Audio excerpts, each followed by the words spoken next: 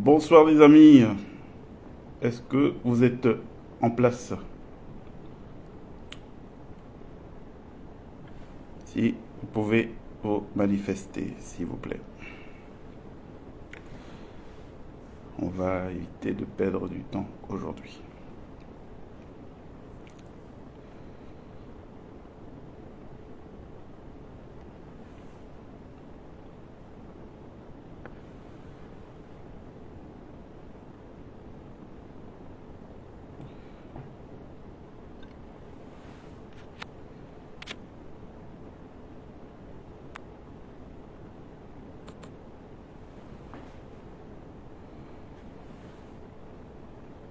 Bonsoir cher Eric. Ok.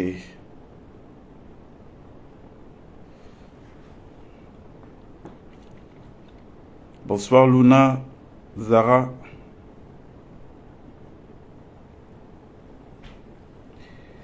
Est-ce que vous m'entendez bien?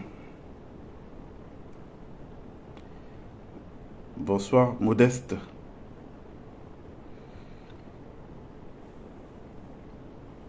Je vais noter le numéro de téléphone que je vous communiquerai pour les appels.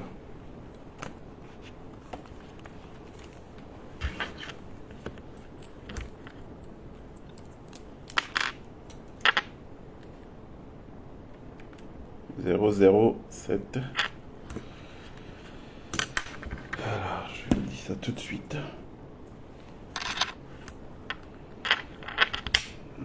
980 458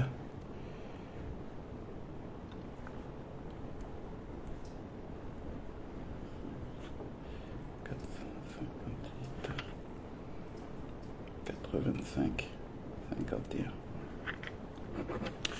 Voilà, vous pourrez interagir avec nous, c'est important, en faisant le 007 980 458 85 51. 007 980 458 85 51. Vous pouvez nous joindre à ce numéro et à partir de ce numéro, eh ben, on saura, vous pourrez partager vos préoccupations et puis si vous avez d'autres observations, des remarques, des questions, ou alors simplement nous envoyer des messages via des textos sur WhatsApp, parce que c'est le numéro WhatsApp en fait. Donc si on est un certain nombre, on va commencer sans perdre de temps. Parce que le but du jeu est de... Bonsoir cher Evra, bonsoir le leader politique Evra, c'est un plaisir. Bonsoir Sylvie Charlotte, merci de nous retrouver. Vous me permettez juste de prendre...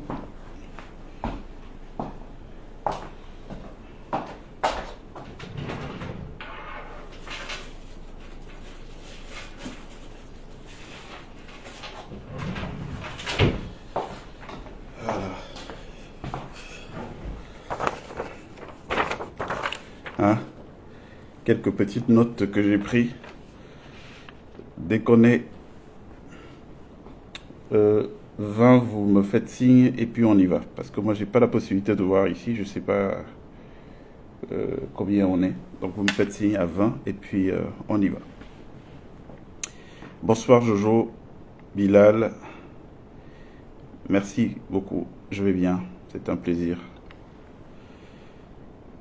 007 980 458 85 51. C'est notre numéro pour vous connecter, pour nous appeler, pour envoyer des messages. Si vous avez des préoccupations, eh ben on peut échanger. Bonsoir Jean-Pierre Olumo. Donc je ne sais pas si c'est bon pour qu'on commence ou pas. Voilà. Voilà, je crois que nous sommes une vingtaine, donc on peut commencer notre live. Les autres nous prendront en cours de route ou tout simplement pourront regarder en podcast. Ben, merci beaucoup d'être présent encore ce vendredi, hein. C'est la troisième communication que je vais faire sur la question de ma tentative d'enlèvement et d'assassinat au Cameroun en juin de l'année 2023, donc il y a quelques mois en arrière. Vous savez déjà, pour ceux qui ont regardé les premières communications, j'ai fait un exposé général des faits, hein, sur la première communication. Sur la deuxième communication samedi dernier, j'avais procédé à la production de preuves, de quelques preuves, pour qu'on ne soit pas sur de la parlotte qui ne repose sur rien. Donc il fallait étayer les déclarations que je faisais, j'en ai produit suffisamment. De toutes les façons, il y a une chose dont ma communauté d'amis et même ceux qui ne me connaissent pas peuvent être sûrs. C'est que en 30 ans de métier dans la communication, j'ai jamais eu un procès en diffamation. J'ai jamais eu de procès en diffamation en 30 ans de métier. Et donc c'est assez éloquent pour ceux qui savent ce que c'est. Donc voilà. Il y a donc cette histoire de tentative d'enlèvement et d'assassinat. Suite à quoi? Suite à une escroquerie, un abus de confiance perpétré sur ma personne et sur la personne d'une cinquantaine d'employés de la chaîne Global TV au Cameroun par M. Émile Parfait-Simbe. Alors à l'époque, j'avais pensé qu'on était dans un pays de droit et que dans un pays de droit, quand on se sent lésé dans une situation, ce qu'on peut faire, c'est de s'adresser aux autorités judiciaires pour que le problème soit réglé, en n'ayant pas la possibilité de se faire justice soi-même.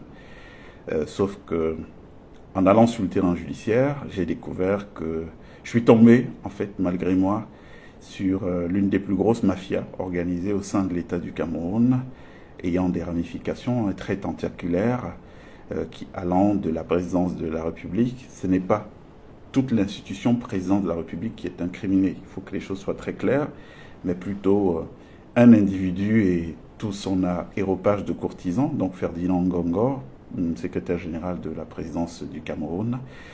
Et puis, dans un échelon un peu plus bas, une série de personnalités du monde de la sécurité, la gendarmerie du Cameroun, pas mal de colonels.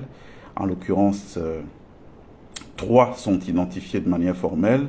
Il s'agit en première position du colonel Mesmin Elundu, aujourd'hui patron adjoint des services secrets camerounais à l'époque, et je crois qu'il a d'ailleurs maintenu les postes parce que j'ai vu qu'il cumulait les fonctions.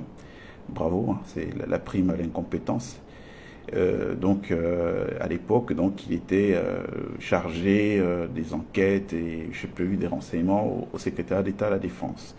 Donc, il y a ce monsieur-là, le colonel Mesmin Elundu. Il y avait le colonel Pierre Bikele de la Colégion de Douala, et puis leur scribe, le lieutenant-colonel Mbialo Dieudonné, qui fabriquait des faux avis de recherche qu'ils ont fait circuler dans les WhatsApp restreints des syndicats, je ne sais pas s'il faut appeler ça comme ça, de la police et de la gendarmerie. Permettons qu'on mette la main sur moi de manière indue, hein, au passage. Ah mais j'ai vu votre photo dans un de nos groupes là, c'est pas officiel, mais j'ai vu ça dans un de nos groupes. Donc ça suffit pour que je vous maintienne sur place et que je vous mette à disposition de telle unité de gendarmerie. Donc moi j'ai échappé à cette affaire un peu par le fruit du hasard, mais surtout aussi de l'organisation d'un réseau dans notre pays qui est composé de personnalités qui ont décidé d'être les gardiens du temple. Donc il y a cette mafia qui existe, mais il faut que les choses soient très claires. Toutes les autorités camerounaises ne sont pas mafieuses. La preuve, je n'aurais pas pu m'en sortir tout seul sans certains soutiens. Les soutiens, par exemple, qui ont permis que je sois armé durant toute cette période-là, hein, en appliquant la fameuse théorie du danger. on est en danger quand on ne sait pas qu'on l'est.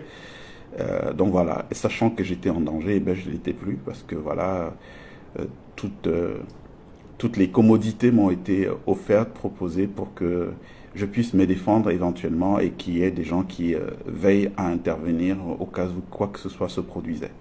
Donc ce sont ces gens-là dans notre administration camerounaise qui m'ont sauvé la vie, en quelque sorte, pour dire que tout notre pays, c'est pas que des gens pourris. Il y a beaucoup de gens qui font partie du système, qui désapprouvent la manière dont les choses fonctionnent et qui, chaque fois qu'ils peuvent aider, eh ben, essaient de mettre un grain de sable à des mécaniques mafieuses comme celle qui a été ourdie par Ferdinand Ngongo avec les colonels que je viens de vous citer. Mais il y a un homme à l'origine de ça. Cet homme, lui, c'est un épiphénomène. Hein. C'est un tout petit, Émile Parfait-Simb, grand créateur une arnaque célèbre qui a mis sur le carreau 300 000 familles camerounaises, et je crois d'autres pays aussi d'Afrique, le Burkina Faso, le Bénin, pour ne citer que ces deux-là. Donc 300 000 familles ont été endeuillées. On parle de plus de 5 000 milliards de francs CFA, d'argent tapé hein, sur une fameuse pyramide de Ponzi. Aujourd'hui, il n'y a plus de doute sur la question. À l'époque, il y avait un doute parce que Émile Parfait-Simb est quelqu'un d'assez manipulateur.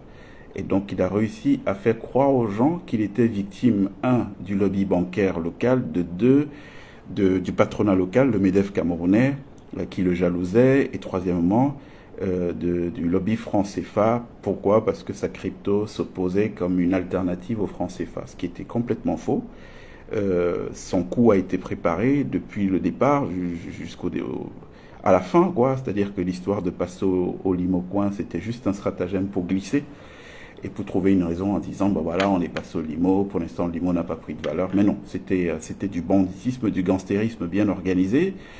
Et je le sais pourquoi, ben je le sais parce que étant resté à l'intérieur de la maison, dans le cadre des activités télévisuelles, donc moi, que les choses soient très claires, je n'ai rien à voir avec la crypto-monnaie, je n'en ai jamais fait, que ce soit au Cameroun ou en France où je vis. Mais je suis tombé dedans. Pourquoi? Parce que j'arrive dans le groupe d'Émile Sim, en tout cas quand je dis groupe, la holding qui détenait toutes ces sociétés, j'arrive dedans. Et au moment où il est incapable de payer les salaires de ses employés, des différentes sociétés, hein, toutes les sociétés étant en train de péricliter, et donc je me trouve être la figure paternelle vers laquelle les uns et les autres viennent soumettre des problèmes sociaux normaux. Vous n'avez pas de salaire, il faut payer une maison, vous avez des charges fixes. Donc en tant que cette personne qui tend la main aux plus jeunes, hein, moi je pense que c'est notre responsabilité, nous qui sommes un peu plus âgés, d'être bienveillants, de faire preuve d'empathie vis-à-vis des petits. Et bien, à force de les recevoir, j'ai commencé à entendre des choses, les langues se sont déliées, et un jour j'ai entendu un discours qui m'a fait froid au dos. Ce discours venait de quelqu'un de très introduit, de très influent au sein de la machine liée Plimal, et il m'a fait cette révélation, et un jour il m'a dit, au moment où les choses ont commencé à chauffer, je crois qu'il parlait d'avril 2022, ils se sont constitués en petit lobby de collaborateurs d'Émile Parfait-Simb pour aller voir ce dernier avec un discours très clair. Nous avons suffisamment de trésorerie, lui ont-ils dit. Donc si on rembourse même 70% d'argent de nos souscripteurs, les gens ne nous tiendront pas rigueur. Donc remboursons ça pour avoir la paix. Et Émile Parfait-Simb leur a dit, est-ce que Madoff a remboursé?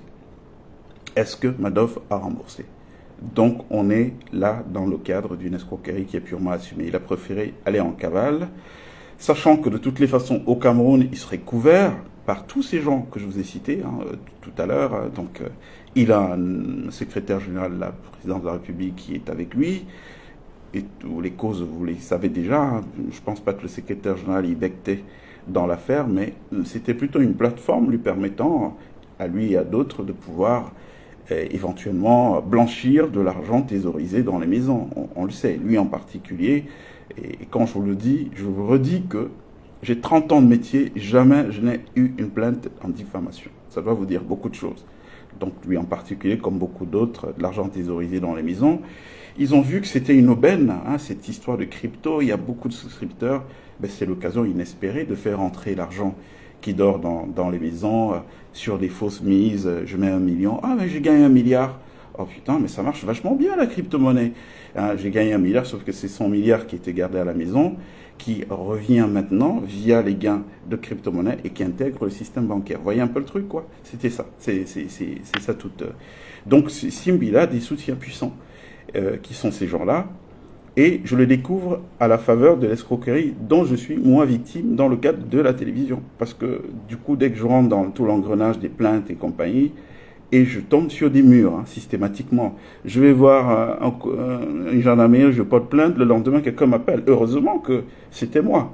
Imaginez le citoyen lambda, le Camerounais qui n'a pas de nom, qui n'a pas de relation, qui n'a pas de réseau, face à ce type d'imbroglio, mais on le tue comme un poulet et personne ne sera jamais au courant de ce qui s'est passé.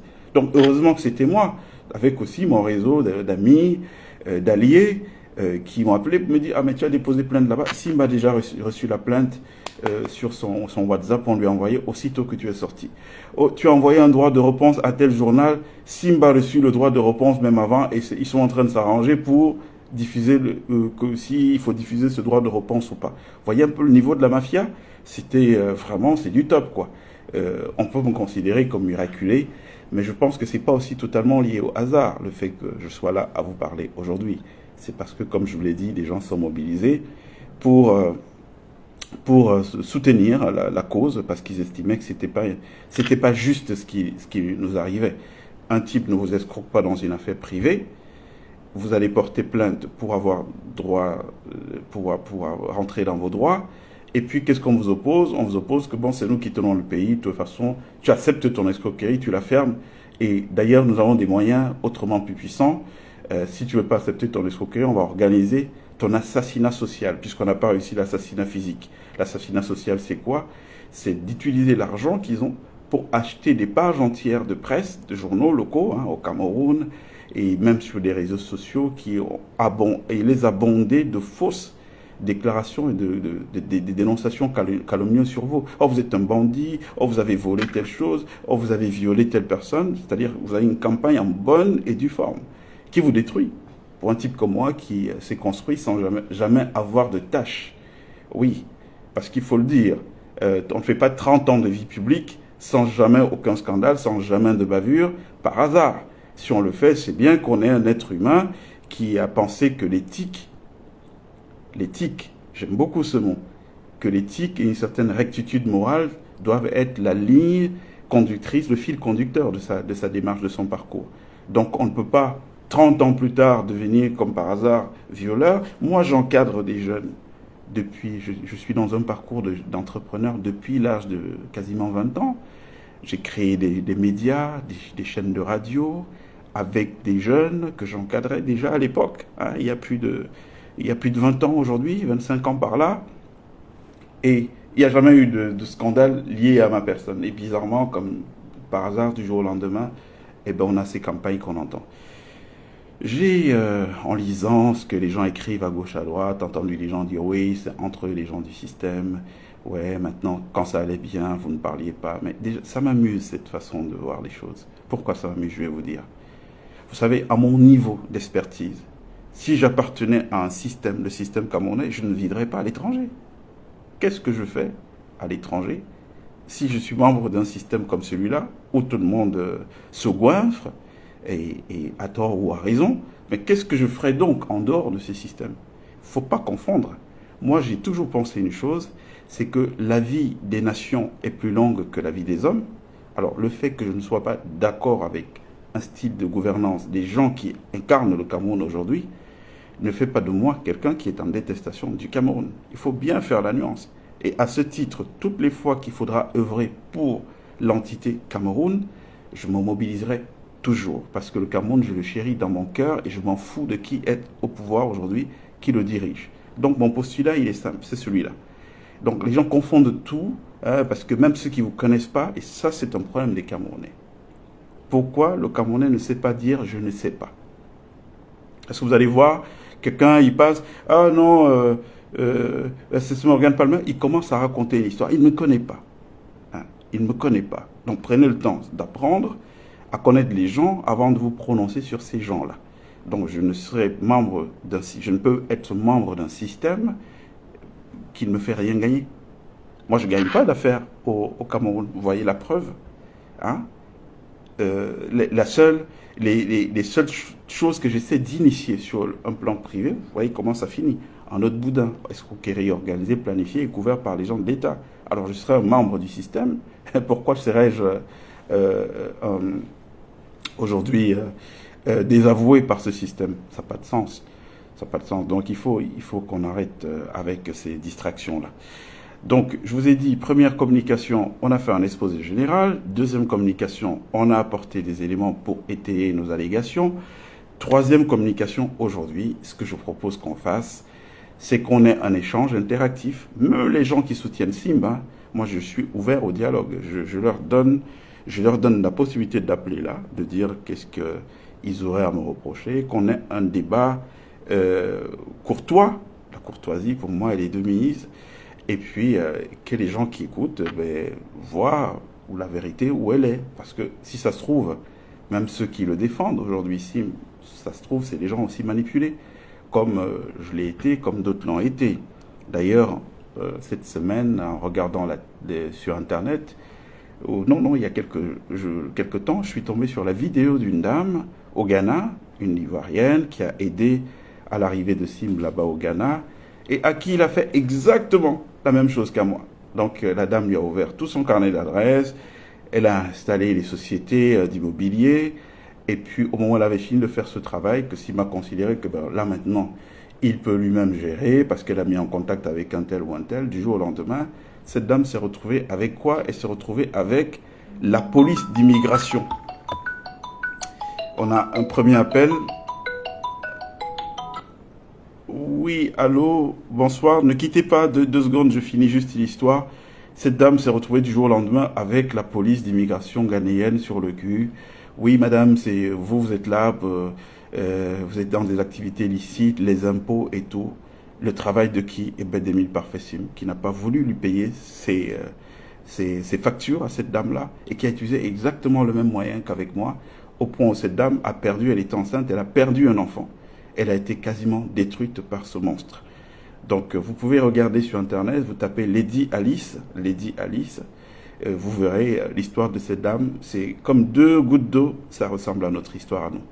Alors, on va prendre l'appel, puisque je l'ai dit tout à l'heure, vous pouvez, et cette fois-ci, nous contacter au 007 980 458 85 51 pour qu'on ait une interactivité, voilà, qu'on puisse communiquer, que je ne parle pas comme un pasteur d'église réveillé tout seul.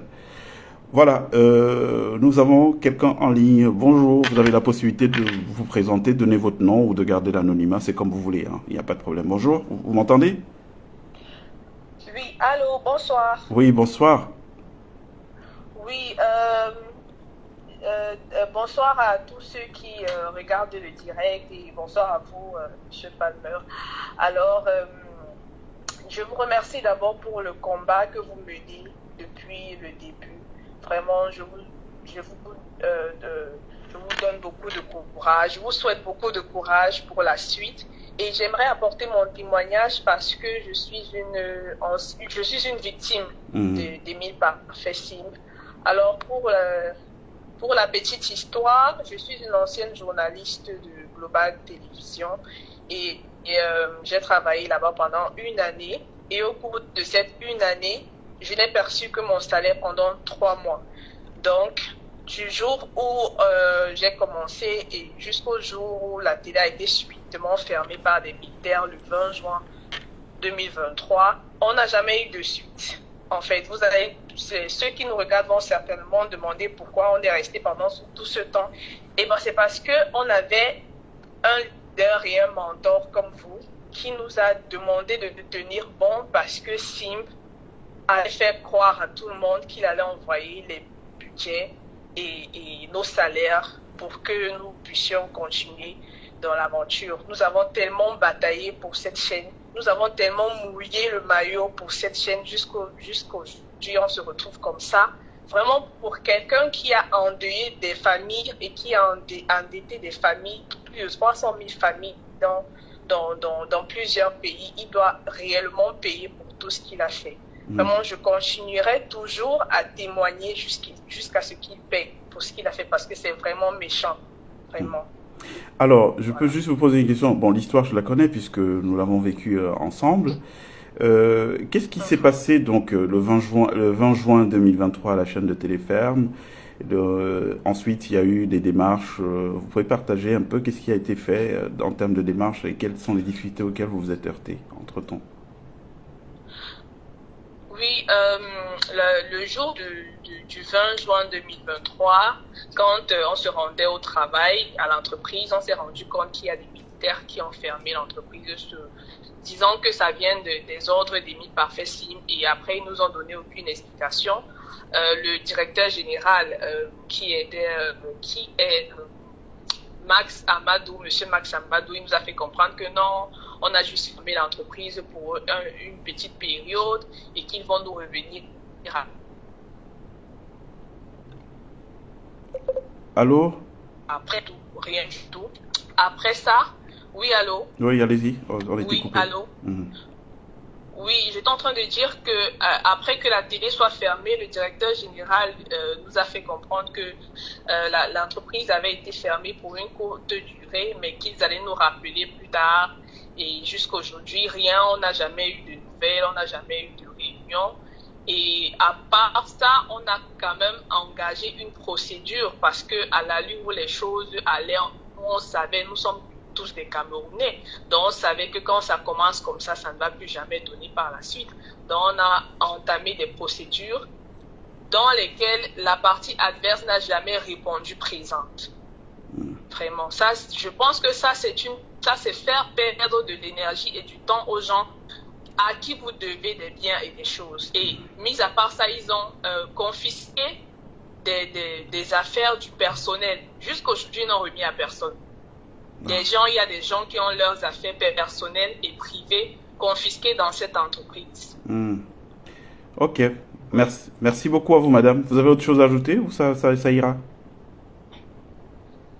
Juste pour vous souhaiter beaucoup de courage et que si vraiment qu'il paye parce que pour quelqu'un qui a endeuillé des familles, il ne doit pas rester libre dans la nature comme ça, il doit être arrêté et qu'il paye vraiment pour tout ce qu'il a fait. Vraiment, c'est un peu de trop là. Merci beaucoup, merci à vous. Et vous entendez ce qui s'est passé, c'est que Sim, il a dit qu'il payera pas. Hein. Il a dit clairement, je vais pas payer, on va voir ce qu'ils peuvent me faire au Cameroun. Voilà ce qu'il a dit. Donc il paye pas des employés. Mais il y a quelque chose d'heureux dans la situation que nous avons vécue. Cette chose, c'est laquelle? C'est que ça a permis de savoir définitivement qu'Émile Parfait-Sim, c'était un malhonnête, c'était un bandit. Parce que vous voyez, il y a eu une confusion avec l'histoire de l'IEP Limal, où il s'était partagé en factions entre les gens qui disaient non, il faut lui accorder le bénéfice du doute. Mais là, avec ce cas, on a eu la confirmation dans les procédés que ce monsieur, c'est un escroc. Vous ne pouvez pas utiliser des gens, et puis du jour au lendemain, vous venez fermer, donc vous voulez vous débarrasser de vos engagements. Et puis, comment procéder? La personne qui est à la tête de ce truc, vous dites, ah, c'est quelqu'un qui est plutôt propre sur lui et tout. Donc, dès que vous allez faire un peu de brutalité, vous allez commencer à répandre des calomnies sur lui, il va prendre son avion, il s'en va. Et puis, aucun employé ne pourra rester localement, faire quoi que ce soit. Donc, on a affaire à un bandit de grand chemin. C'est un criminel, Émile Parfait-Sim. Je vous le dis vraiment. Et je remercie le grand architecte d'avoir permis que notre situation vienne se greffer à la situation déjà existante pour que les gens comprennent exactement à qui nous avons affaire. Donc il a dit qu'il ne payera pas parce qu'il était sûr de son réseau d'amitié et que de toutes les façons, toute personne qui osera se lever contre lui sera aussitôt neutralisée. Alors, parlons d'Émile Parfait-Sim. Il est quand même sorti du Cameroun. Comment a-t-il fait pour sortir du Cameroun? Eh bien, il a bénéficié d'un large réseau vous ne pouvez même pas imaginer, de complicité. Que ce soit au niveau du secrétariat d'État à la Défense, là-bas c'est sa maison, hein, j'ai des preuves, je vais vous faire voir ou lire tout de suite des choses. Là j'ai des preuves, je vous ai dit que je vous présenterai des preuves de ses liaisons avec comment il s'appelle, le colonel Elundou Mespin, numéro 2 actuel des services secrets du Cameroun. Écoutez ce voice que Simbo envoie.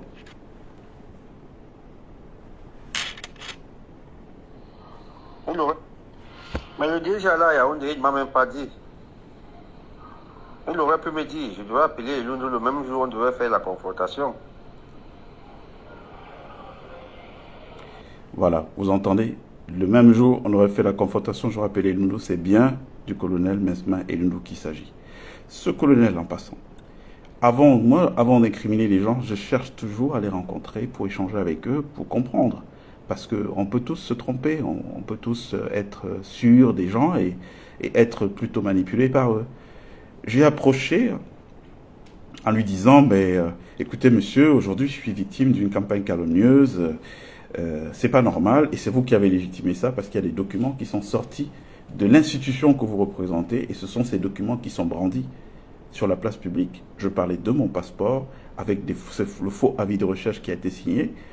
Et donc, il se trouve qu'au moment où Émile Parfessim me parle de colonel Elundu, je lui ai jamais dit que moi je le connaissais. Parce que dans notre culture républicaine, on cloisonne. Ce que j'ai fait avec X, Y n'est pas obligé d'être au courant. Je lui ai jamais dit qu'il le connaissait. Donc, il m'a tellement dit de choses sur lui que je tombais des nues. Je m'en suis ouvert à quelques amis personnels en leur disant, mais c'est le même colonel Elundu qu'on connaît là, ou c'est quelqu'un d'autre? Comment se retrouve-t-il à se balader dans la bouche d'un mec aussi petit et sur des petites choses, des petites sommes d'argent qu'on lui envoyait pour qu'il puisse envoyer sa femme en voyage au Maghreb et tout et tout. Donc sur des petites choses, vous vous demandez, mais il y a un problème quand même, qu'est-ce qui ne va pas?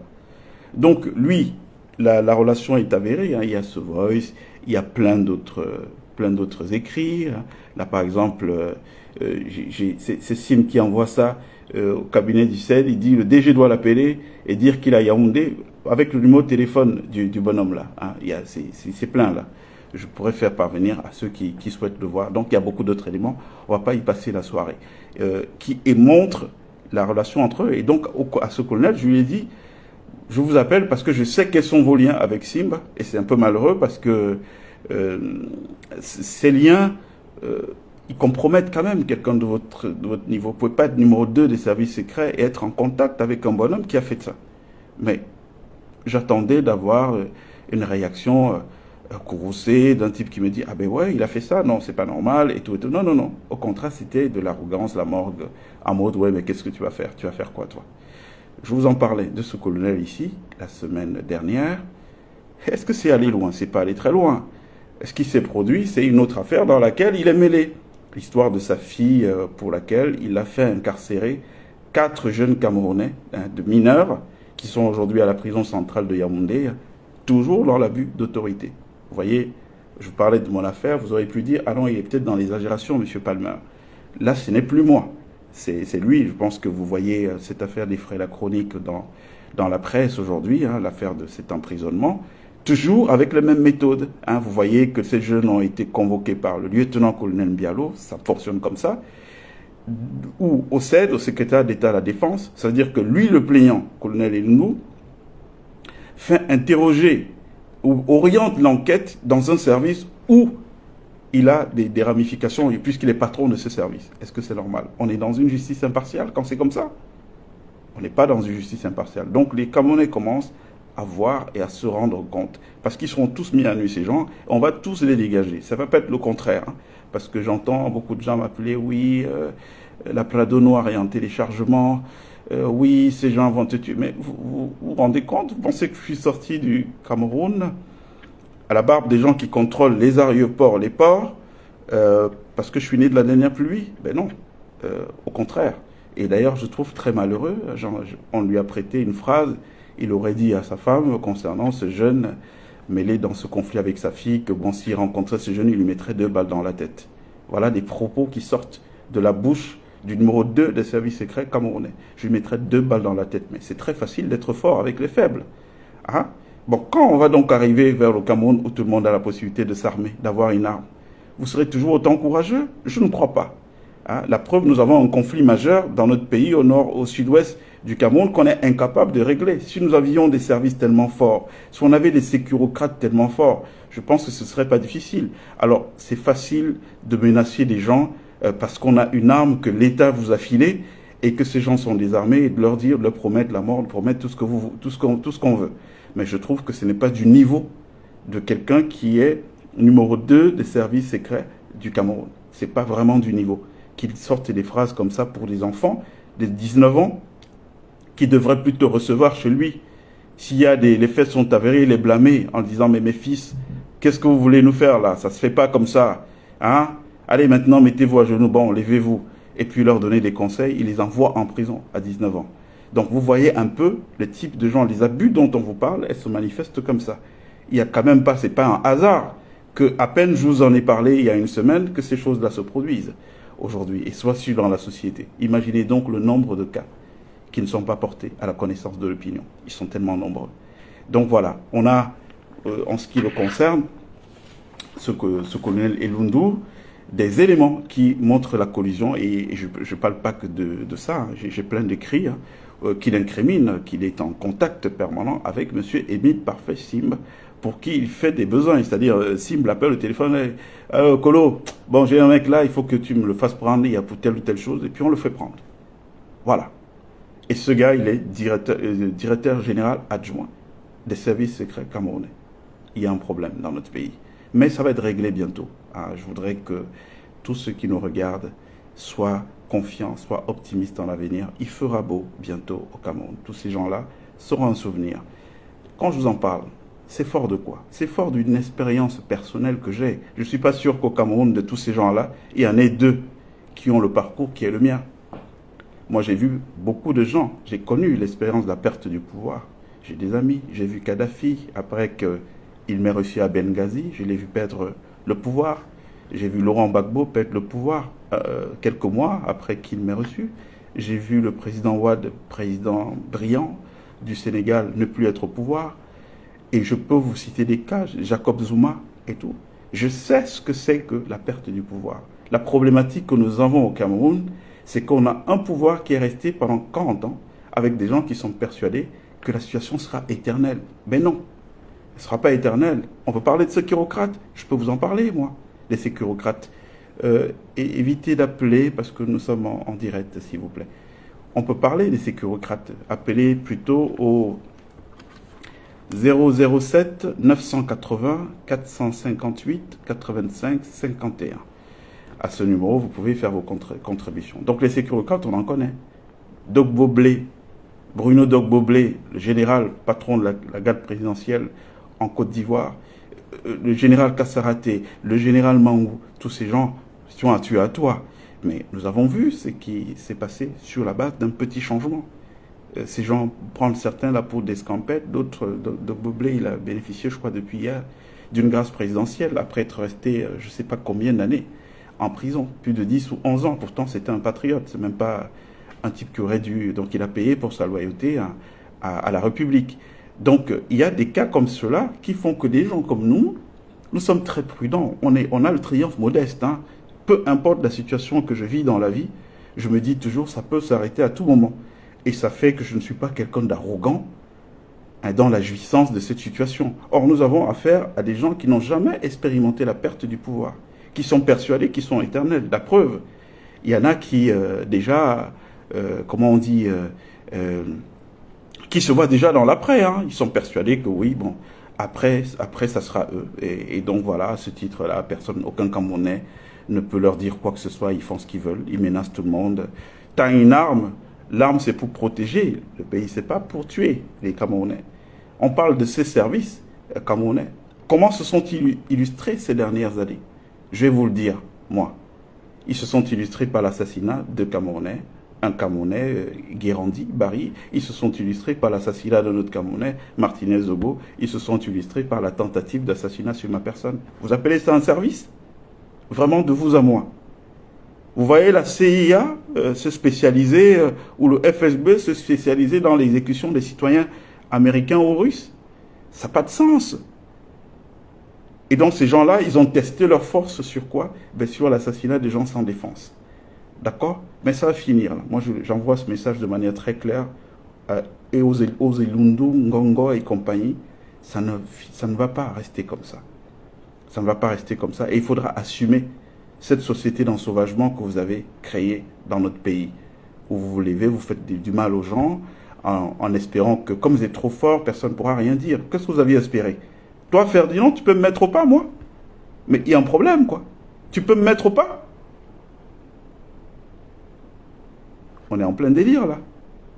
Des gens qu'on a vus commencer, qui ne valaient pas grand-chose dans ce pays, qui ne sont là que par le fait du prince.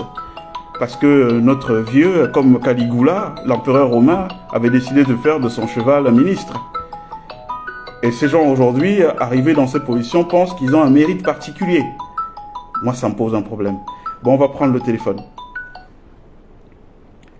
Oui, allô? Bonjour? Allô? Oui, allô? Oui, bonjour. Oui, bonjour, j'aimerais intervenir. Hein. Oui, on vous écoute. Vous appelez d'où? Ok, je vous appelle depuis les États-Unis. Malheureusement, j'ai essayé d'appeler plusieurs fois. Mhm. Moi, j'appelle dans le cadre de l'histoire de Lieb Limal. Oui. Alors, cette histoire de Lieb Limal, je vous ai suivi déjà vos 3 interventions. Je les suis avec beaucoup de pertinence. Nous sommes très choqués. Je ne serai pas très long parce que je suis en ce moment, j'ai mis juste 30 secondes pour me cacher, je suis en plein boulot. Mhm. Mais j'aimerais bien savoir comment est-ce que nous pouvons nous constituer en partie civile pour pouvoir au moins récupérer la moitié de notre argent. Parce qu'honnêtement, il y a beaucoup de familles endeuillées. Il y a des personnes qui payent encore des dettes à cause de cette histoire de Lieb Limal. Monsieur est caché maintenant en URS. Mais quand j'ai suivi votre premier direct, il était juste question que peut-être qu'on le fasse partie des URS. Mais il peut se cacher en RSD. Il a un passeport centrafricain. Il a beaucoup de passeports que probablement nous connaissons. Comment est-ce que les gens peuvent se constituer effectivement pour se constituer partie civile? Ok, c'est une très bonne question. Les gens l'ont fait déjà une fois au Cameroun. Il s'est échappé, il est parti. Comment à l'étranger? Nous ne connaissons pas la procédure. Nous voulons vraiment savoir. Si vous voulez que les gens vous contactent de façon privée, c'est toujours possible. Donc, bon, contactez-nous de manière privée. Ça aurait été difficile que ça prospère au Cameroun, puisque je vous ai parlé du réseau de complicité. Des gens qui n'avaient pas intérêt à ce que M. Simbe tombe. Donc, ça n'aurait pas prospéré. C'est une action internationale qu'il faut mettre en place. Et nous y travaillons parce que si M. Simbe est caché en Russie, c'est pas parce que la Russie sait ce qu'il a fait. Il a raconté une histoire. Et donc, les pauvres, de bonne foi, gardent quelqu'un qui pense en danger pour des raisons autres qu'une escroquerie. Donc, ça, c'est en train de se faire savoir. Mais en off... laissez-nous votre contact en offre, on va interagir avec vous. Et nous recevons d'ailleurs depuis la semaine dernière beaucoup de messages. On est submergés. Je suis désolé pour ceux à qui nous n'avons pas répondu jusque-là parce qu'il y a trop d'appels. Et c'est bien comme ça. Il faut cette mobilisation pour qu'ils partent de la Russie. Et il partira de la Russie. Ah oui, c'est très important. Et il n'y aura rien qui se fera en Centrafrique parce que même là-bas, il sera persona non grata.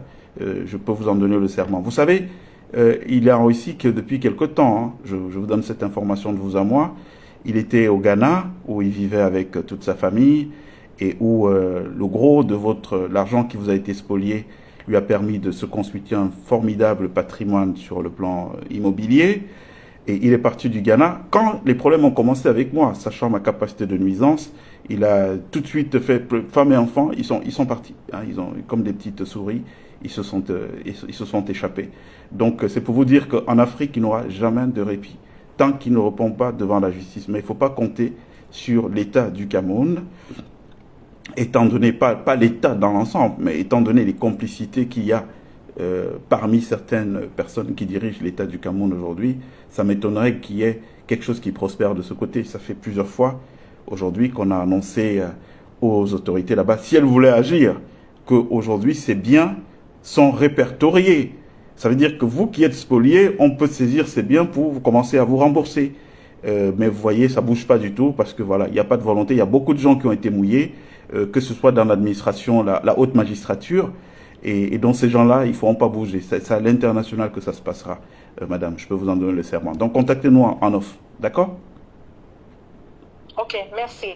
Ok. Parce qu'il y a beaucoup d'informations que d'autres personnes ont. Moi, je me souviens, je suis allée au Cameroun en 2000, je sais plus, je ne me souviens pas.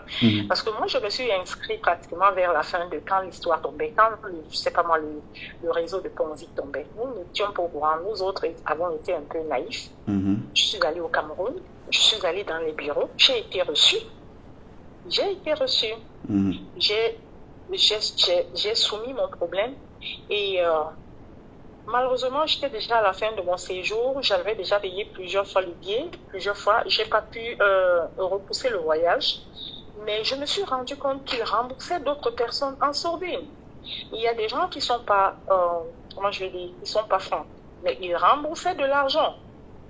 Si j'avais eu quelques jours encore, peut-être je me ferais rembourser un petit non, c'était en fonction. J'étais à la fin du séjour, j'étais malade. Non, c'était en fonction des pressions qu'ils recevaient. Parce qu'il y a par exemple beaucoup de militaires qui ont été spoliés. Bon, ça, je vous donne des informations de l'intérieur. Hein. Beaucoup de militaires qui ont été spoliés, qui à un moment donné, voyant que ça ne bougeait pas au niveau de la justice, ont voulu descendre armes au poing pour se faire justice. Et donc, c'est face à ces gens-là qui avaient une vraie capacité de nuisance qu'ils faisaient des remboursements ciblés, en fait. Il y a quelqu'un qui demande comment il a fait la complicité des banques comme à Freeland. Ben, je ne sais pas, en fait. Ce que je sais, c'est que... madame, ça suffit pour vous ou vous avez autre chose à ajouter? Non, pour l'instant, je n'ai pas autre chose à ajouter, mais je vous remercie. Donc, je suis sûr qu'il ne vous aurait pas remboursé si vous n'aviez pas de levier de pression sur lui. Tous les gens qui ont été remboursés en catimini sont les gens qui appartenaient, qui avaient une capacité de nuire. Hein, et donc, pour se débarrasser de ces gens-là, on leur remettait... mais moi, j'ai vu des gens qui... j'ai un père qui a perdu 2 enfants. Il avait misé 18 millions d'économies et il est venu là, il était chassé comme un chien, quoi. Ses 2 enfants sont morts. Lui-même a fait un AVC. Il y a beaucoup de cas comme ça. Mais ce que je peux vous dire, c'est qu'il y avait suffisamment d'argent pour rembourser... tout le monde. Je le tiens de quelqu'un qui était très haut placé dans l'administration de GIT.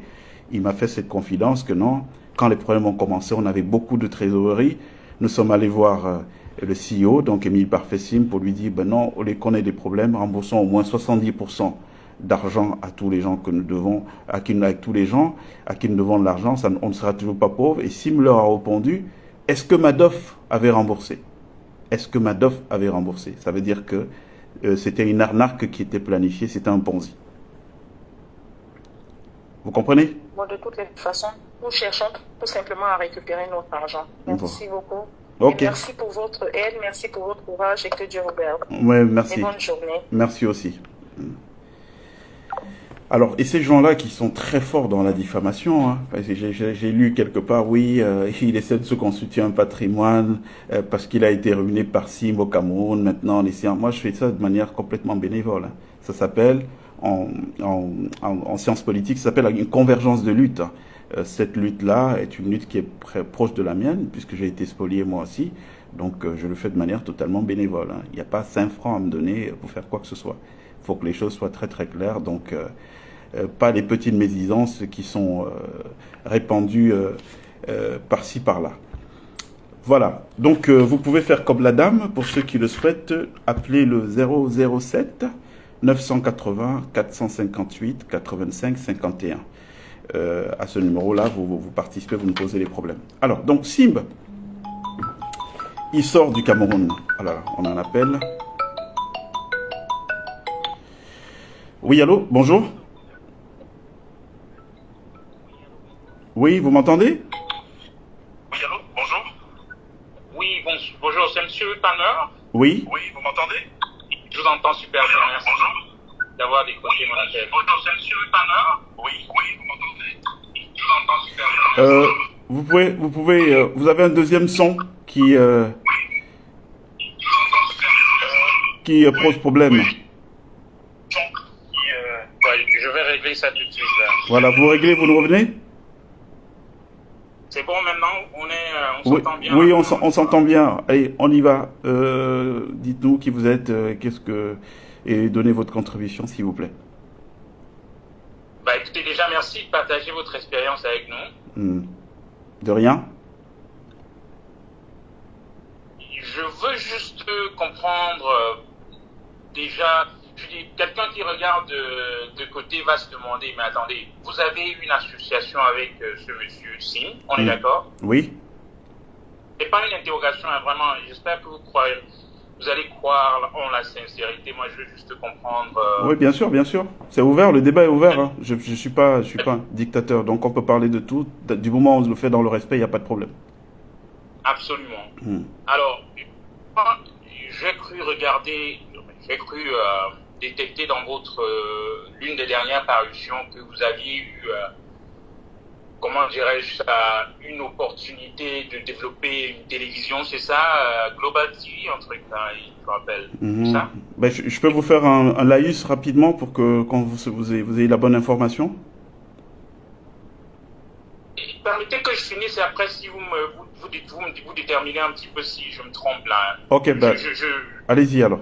Je résume un petit peu ce que j'ai retenu de vos propos la dernière fois. Alors, d'accord. Ce monsieur tient à une autre chaîne, je crois que c'était en mars 2022, si je me souviens. Et effectivement, on lui a posé des questions sur l'IEP-Liman, je crois que ça s'appelle. Et il a fait une déclaration à l'époque qui m'a parlé. Je travaille dans l'industrie, moi je suis basé à Londres. Il a fait une déclaration à laquelle il n'y a pas de, comment dirais-je, on ne perd pas de monnaie dans la crypto. Moi j'ai trouvé ça absurde. Il y a eu des vols, il y a eu des gens ont perdu de l'argent dans cette histoire. Et ce qui m'a surpris, du journaliste, soit il ne connaissait pas très bien le dossier, c'est quand même relativement nouveau, je l'admets. Mais vous, à l'époque, vous êtes encore dans votre business relationship avec lui, je crois.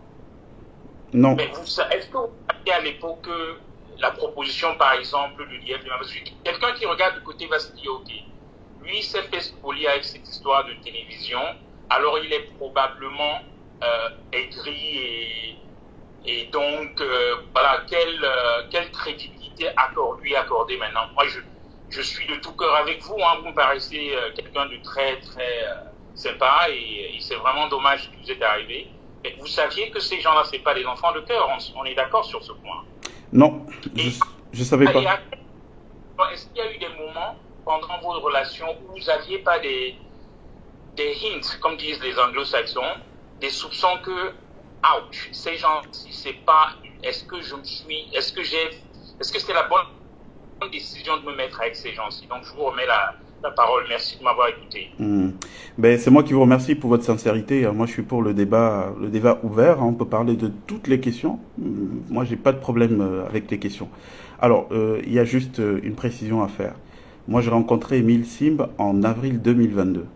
Je l'ai rencontré pas dans le contexte de la crypto-monnaie. Je l'ai rencontré via le canal de quelqu'un que je connaissais.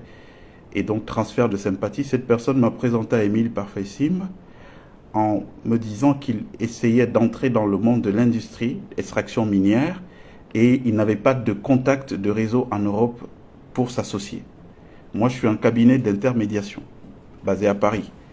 Donc, il a été question qu'on se rencontre, on s'est rencontrés, il m'a dit qu'effectivement, il avait des difficultés. Il avait le président Touadéra qui lui a signé des champs de mines en Centrafrique, hors diamant, mais pour les exploiter, il fallait des partenaires européens ou russes.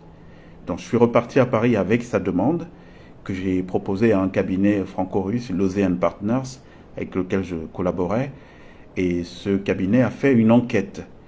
À la suite de cette enquête, ils ont constaté qu'il était embourbé dans un truc de crypto-monnaie qui n'était pas en train de marcher. Donc, on était au moment où le scandale commençait. Moi, je n'avais pas ces informations. Je t'ai coupé du Cameroun ces périodes-là, je ne suivais pas ces informations. Mais j'avais entendu parler de lui. Dire que je n'avais jamais entendu parler de lui serait un mensonge. Donc, j'ai fait un retour d'informations à Sim en lui disant, le cabinet dit, ils ne peuvent pas travailler avec toi parce que tu es impliqué dans des choses et ils ne peuvent pas coller l'image de multinationales russes avec la tienne. Et Sim m'a dit pour sa défense, non, c'est faux, c'est de la jalousie. Il y a le lobby des patrons locaux qui me jalouse, il y a le lobby bancaire local qui me jalouse, mais il y a surtout des officines liées au franc CFA qui voient ma crypto-monnaie comme étant une alternative à la monnaie franc CFA, et ce sont ces gens qui me combattent. Moi, j'ai fait un peu de droit. Le principe sacré du droit, c'est le principe du contradictoire. C'est pas parce que quelqu'un vient me dire un truc qui vous concerne que je vais le prendre pour argent comptant. Et puis non, donc j'étais fondé de lui dire il y a telle chose qui se dit sur toi. Donc il a donné ses explications que j'ai rapportées aux Russes. Et puis les Russes m'ont dit de toutes les façons, si c'est ça, ok, on peut voir, mais il faut qu'ils s'engagent avec nous dans le cadre de cette exploitation minière en Centrafrique à rembourser les sommes à toutes les victimes présumées. Donc on va indexer, je vous reprends les mots pour mots ce qu'ils m'ont dit, on va indexer une ligne comptabilité dans les bénéfices qui sera affectée au remboursement des victimes présumées de l'IEP Limal si cela s'avère exact qu'il a spolié ces gens. Donc fais-lui la proposition, s'il est d'accord, on va voir. Donc il m'a dit tout de suite, Sim, il m'a dit oui, il n'y a pas de problème, on le fait. Parce qu'il faut bien comprendre l'origine de la chose. À la base, je n'étais pas dans un deal de télévision avec Ebi Parfait Sim. J'étais dans un deal lié à l'extraction minière en Centrafrique. Et puis, c'est par la suite. Donc, quand ce deal-là a été acté, qu'il devait se faire, on a commencé à faire des voyages au Cameroun, qu'il m'a dit qu'à côté de ça, il avait une chaîne de télé qu'il avait mis en place, mais qu'il voulait développer à l'international. Et donc, il m'a confié à moi, en tant que cabinet, un mandat pour qu'en 2 mois, que je lui fasse un recrutement d'une RH à l'international, que je lui définisse son projet sur le plan éditorial, que je forme son centre de décision, son centre de management, et puis grille des programmes, habillage d'antenne. Donc moi, j'étais au Cameroun pour 2 mois, de mai à juillet. C'est dans l'intervalle qu'il a été arrêté en juin, au mois de juin. Donc, pour répondre à votre préoccupation, je ne savais pas dans quoi il était. Ce sont les partenaires qui m'ont informé. Quand je lui ai dit ce que les partenaires disaient, il a donné une autre version que j'ai soumise aux partenaires et ces derniers m'ont dit la condition qui était, ils s'engagent à rembourser à ces victimes présumées si c'est avéré. Et nous, on va indexer l'e-compta parce que les multinationales russes qui vont être sur le coup ne peuvent pas mélanger leur image avec quelqu'un qui est dans une escroquerie. Je ne sais pas si je me fais bien comprendre. Permettez un petit peu que je vous revienne là. Vous m'entendez là? Oui, je vous entends, allez-y. Très bien. Je me rappelle très bien dans vos propos, vous avez parlé de l'extraction minière. Donc j'ai abrégé un petit peu en passant directement à la télé. Alors, permettez que je vous demande encore. Vous êtes cette émission, je veux dire, cet entretien qu'il a eu avec un certain Dipita Tongo, je crois, c'était le 20 mars 2022. Et vous me paraissez, en tant que juriste, vous savez qui c'est, vous avez entendu parler de Sam Bankman-Fried? Non. Ok, ça c'est dans la crypto. Et il a été condamné aux États-Unis. Il dit quand on parle de crypto, Sam Bankman, ça c'est l'un des trucs. Mais lui n'est même pas le premier en termes de l'argent qui disparaît dans ces histoires-là. Quand j'ai regardé et que ce monsieur dit que c'est impossible de faire de l'argent dans la crypto, alors soit le journaliste, alors comme je dis, la crypto c'est relativement nouveau, soit il ne s'y connaît pas beaucoup, mais il n'y a personne qui a essayé de challenge. Je dis, mais attends, vous racontez n'importe quoi. Et de lui citer des cas de fraude qu'il y a eu. Alors, je comprends que vous me dites que peut-être vous n'étiez pas au courant, mais là, pour moi, c'était la sonnette d'alarme. Qu'il vient déclarer avec tout par rapport à...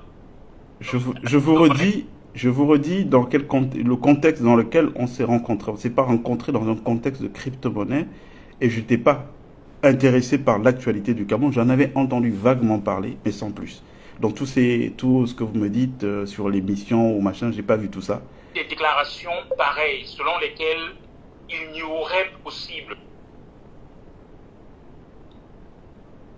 Mais quand lui fait des déclarations de nature à dire du genre, ça n'est pas possible, on ne peut pas perdre de l'argent. Mais attendez, quelqu'un de votre calibre, je crois, attirer votre attention. Alors, je ne sais pas si vous avez regardé cet entretien. Pour moi, cet entretien-là, c'était une sonnette d'alarme. Je sais que c'était en 2022 et si vous avez regardé cet entretien et si vous suivez un petit peu les développements dans le monde de la crypto, ça c'était une grosse sonnette d'alarme. Et donc, alors je dis, je ne suis pas ici pour vous indexer, moi je dis qu'on paraissait quelqu'un de très correct, de très sympathique, de très a priori, moi, j'aimerais bien, je veux dire, m'entretenir avec vous, je sais pas, vous écouter par rapport à une proposition X ou Y, et de voir que vous vous êtes fait spolier et que vous êtes mis avec des gens qui, d'après ce que vous racontez, c'est pas des enfants de cœur. Je me demande comment vous vous êtes retrouvés là, et que des gens pourraient dire que c'est bien, bon, maintenant que vous êtes fait spolier, vous venez, vous venez vers nous maintenant. Est-ce que non, mais je ne viens vers personne. Il faut qu'on se comprenne très bien. Suite à cette affaire, je suis parti. Je n'ai pas fait de problème. J'ai considéré que les anciens m'ont dit, il faut laisser, nous, on va s'en charger et tout. Et c'est parce qu'il y a une campagne, en plus de diffamation qui a été mise en place, une campagne calomnieuse contre moi, que j'ai exercé un droit de réponse en disant qu'est-ce qui s'est passé. La preuve, l'affaire date de juin 2023. Si j'étais dans une démarche de faire de la pleurniche, c'est depuis 2023 que j'aurais parlé. Je n'ai rien dit, j'ai considéré que c'était une perte, comme on peut perdre de l'argent dans n'importe quel business. Ça arrive tous les jours. Malheureusement, nous, on a la faiblesse de croire aux gens. Bon, si c'est un défaut, bon, j'assume que c'est mon défaut, je vais peut-être le corriger, je vais changer. Mais à la base, comme je vous ai dit, ce qui s'est passé, c'est ça. Je ne connaissais pas son activité de crypto, je n'ai pas été mis en relation avec lui dans le cadre de la crypto, mais dans le cadre d'une affaire. Et je vous ai dit, quand la question de la crypto s'est posée, qu'est-ce qu'il a répondu, quels ont été les accords, c'était rassurant. Nous ne pouvons pas traiter avec lui parce qu'il est lié à ça, sauf s'il s'engage à rembourser les gens. Qu'est-ce qu'il y a de plus louable s'il peut rembourser les gens à partir de l'argent qu'on lui fait gagner dans une autre affaire? Je pense que même vous, à ma place, ça vous aurait enchanté. Bon, maintenant, chacun voit midi à sa porte. Comme je vous dis tout à l'heure, c'est pas pour ça qu'on s'est rencontrés. Donc je connaissais pas les émissions dont vous me parlez. Je regarde pas. J'ai pas de télévision africaine chez moi, donc je ne sais pas qu'est-ce qui passe à la télévision. Et déjà même la simple télévision, je regarde pas. Je suis plus un mec dans la lecture. Voilà. Bon, merci bien. Si vous n'avez pas autre chose à ajouter, on peut poursuivre cet entretien en off si ça vous dérange pas. Oui, absolument. Écoutez, je vous remercie encore de partager votre espace. D'accord, merci. Avec nous, c'est très sympa. Merci beaucoup. Je vous souhaite bonne chance pour la continuité. Je vous en prie. Merci.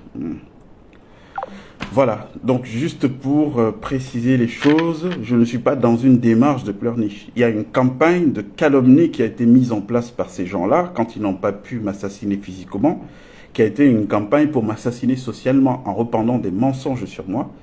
Et c'est à ces mensonges que j'apporte un droit de réponse, c'est tout. Je sais comment régler mes problèmes. Je n'ai pas eu besoin de pleurnicher quand je gérais au Cameroun et le groupe d'escadrons de la mort qu'on m'avait mis sur le dos. Personne ne m'a entendu parler, donc je suis un grand garçon, je sais me défendre. Maintenant, il y a cette campagne et j'en profite parce que je sais qu'il y a d'autres personnes qui peuvent tomber dans ce piège pour faire un retour d'expérience. Bon, maintenant, sur le retour d'expérience et la pleurniche, à chacun d'apprécier, il n'y a pas de problème. Voilà. Nous étions au niveau des complicités. Les complicités qui ont permis que M. Simb sorte. Je vous ai parlé de ces complicités au niveau de l'état-major de la gendarmerie. Il y en a aussi au niveau de la magistrature. Vous savez qu'il a été escorté quasiment jusque dans l'avion par quelqu'un qu'on appelle Missipo. Alors c'est un procureur, il est procureur à Douala.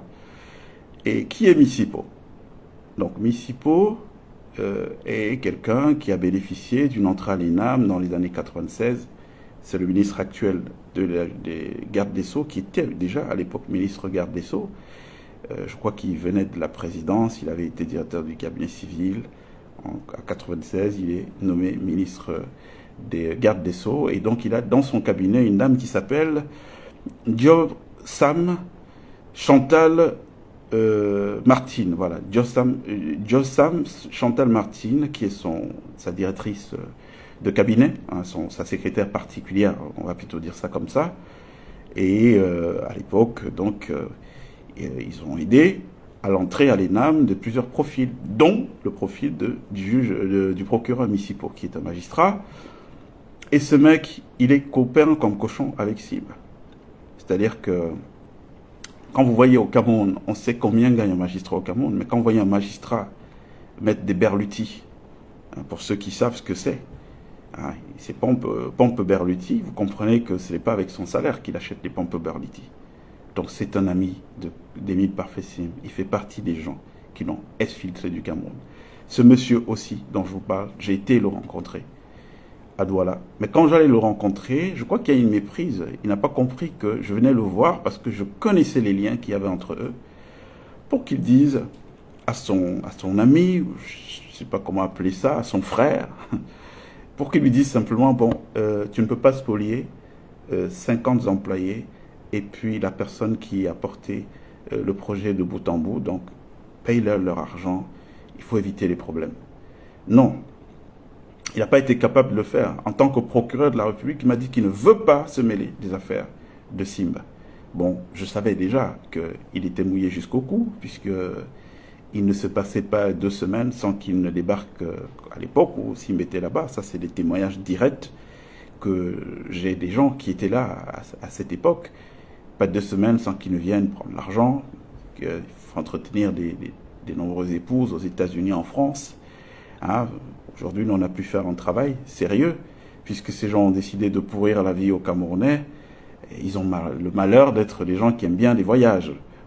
Donc on va voir dans les prochains jours comment on va faire évoluer cette chose vers la mise mal à l'aise, comment on va mettre mal à l'aise tous ces gens qui aiment bien voyager. Parce qu'on sait, hein, le concernant, la gare Montparnasse, on a les itinéraires des uns et des autres aujourd'hui, on sait qui fait quoi dans la République. Donc ce monsieur a joué un rôle crucial. Mais il n'était pas seul. Hein. Il n'était pas seul, c'était une petite main. Maintenant, est-ce que le fait qu'il soit le protégé du ministre garde des Sceaux fait du ministre des gardes des Sceaux la personne qui l'envoyait? Je ne suis pas sûr, parce que les autres informations que j'ai eues, c'est qu'il avait reçu une remontée de bretelles à l'époque, quand cette affaire a éclaté, de la part du garde des Sceaux, hein, qui n'avait pas apprécié cette connivence qu'il avait avec des gens douteux. Mais toujours est-il quand même que s'il est magistrat aujourd'hui, il le doit au ministre actuel, garde des Sceaux, hein, qui à l'époque, en 1996, avait, par l'entremise de Madame Chantal Ndjossam Martine, favorisé l'entrée de Louis Missipo et quelques autres profils à l'ENAM pour qu'ils deviennent magistrats. Donc ils sont un certain nombre. J'ai parlé la semaine dernière du procureur de Kribi. Hein. Allez, comment son nom m'échappe. Bon, ça reviendra tout à l'heure. J'ai parlé Mayo Boumson, le procureur de Kribi, qui lui est le conseiller officieux, le conseiller juridique officieux de M. Sim. Donc quand il y a la moindre question, d'ailleurs il roule en Prado, et cette Prado c'est un cadeau d'Émile Parfait Sim. Donc quand il y a la moindre question qui concerne ce dernier, s'il doit, vous allez porter plainte à Kribi contre Émile Parfait, ça ne prospérera pas. Parce qu'aussitôt vous avez porté la plainte, que Sim la reçoit, et c'est lui qui dit au procureur qu'est-ce qu'il doit faire. Est-ce que je la fais prospérer? Est-ce qu'on le fait mariner? Est-ce qu'on lui perd un peu de temps et d'argent? C'est Sim qui décide de ce qu'il faut faire. Mais il faut savoir que, à la base, Sim n'est pas ce personnage si important. C'est-à-dire qu'il ne faut pas lui donner cette importance, parce qu'en réalité, son importance, elle est relative. C'est juste que on est dans un système où tout se tient. Lui, c'est un petit qui est venu avec une idée, et puis on a vu derrière tout ce qu'il pouvait avoir comme déclinaison de cette idée. On pouvait s'en servir pour se payer des trains de vie, hein, que nos salaires ne permettent pas d'avoir. On pouvait aussi, pour ceux qui avaient déjà beaucoup d'argent, se servir de ça pour faire entrer de l'argent dans les circuits bancaires sans que ça n'attire l'attention. Mais on pouvait aussi, ça a été l'une des possibilités, s'en servir comme étant un levier de conquête du pouvoir. Parce que je parle de M. Ayem Mongé dans l'annonce de ce direct. Alors, c'est qui Ayem Mongé? Ayem Mongé, c'est un Camerounais qui travaille à la présidence de la République du Cameroun. Il est conseiller technique et il est rattaché à M. Ferdinand Ngongo. Vous comprendrez tout de suite les liens. Alors, lui, j'ai assisté à une conversation entre Sim et lui. Hein, c'était à Moscou, je me souviens. Alors, on était en mars 2023. Oui, mars 2023. On était à Moscou. Et ça faisait froid au dos. Tout ce que j'ai entendu ces gens dire. Et d'ailleurs, c'est à l'occasion de ce truc que j'ai tout de suite commencé à tisser la toile. Donc voilà, Sim, c'était leur petit. il leur aidait à faire les micmacs financiers pour donner l'honorabilité à leur argent, mais il avait aussi un trésor de guerre, leur permettant, le cas échéant, de mettre en place le projet qui est le leur, qui est le projet de la prise du pouvoir. Et là, il y a encore Armée qui va intervenir à un moment donné. Je suis en train de creuser, je reviendrai dessus beaucoup plus dans les détails dans mes prochaines communications. Donc la prise en main du pouvoir au Cameroun, donc avec l'argent et tout. J'ai entendu parler, hein, je ne raconte pas des histoires que des gens m'ont rapportées sur SIM, j'étais témoin de cette conversation avec Monsieur Manger Ayem, donc entre Émile Parfait-Simbe et Ayem Manger. Donc, pour ceux qui disent qu'on est dans des dénonciations qui ne sont pas des dénonciations vérifiées ou vérifiables, ben, écoutez, moi, j'ai pas le nom de tous ces gens par hasard.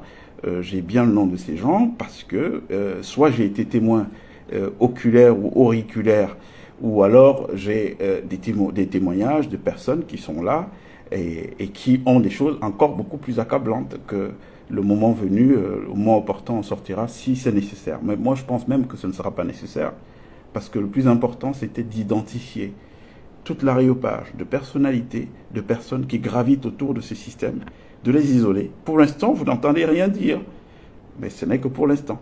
Voilà, vous n'entendez rien dire, mais c'est pour l'instant. Parce que, comme je vous l'ai dit, il n'y a pas d'action qui puisse être envisageable dans le Cameroun sans que l'international se mêle. Bientôt, il va falloir que ces gens nous disent si le Cameroun est devenu un narco-État, où les blanchiments d'argent se font au plus haut niveau de l'État, est-ce que on est fiché ou pas, on n'est pas fiché. Il va falloir bien que, à un moment donné, que le vieux, s'il est en sommeil, qu'il sorte de son sommeil. Et puis qu'il commence à s'intéresser aux choses qui se passent dans son pays.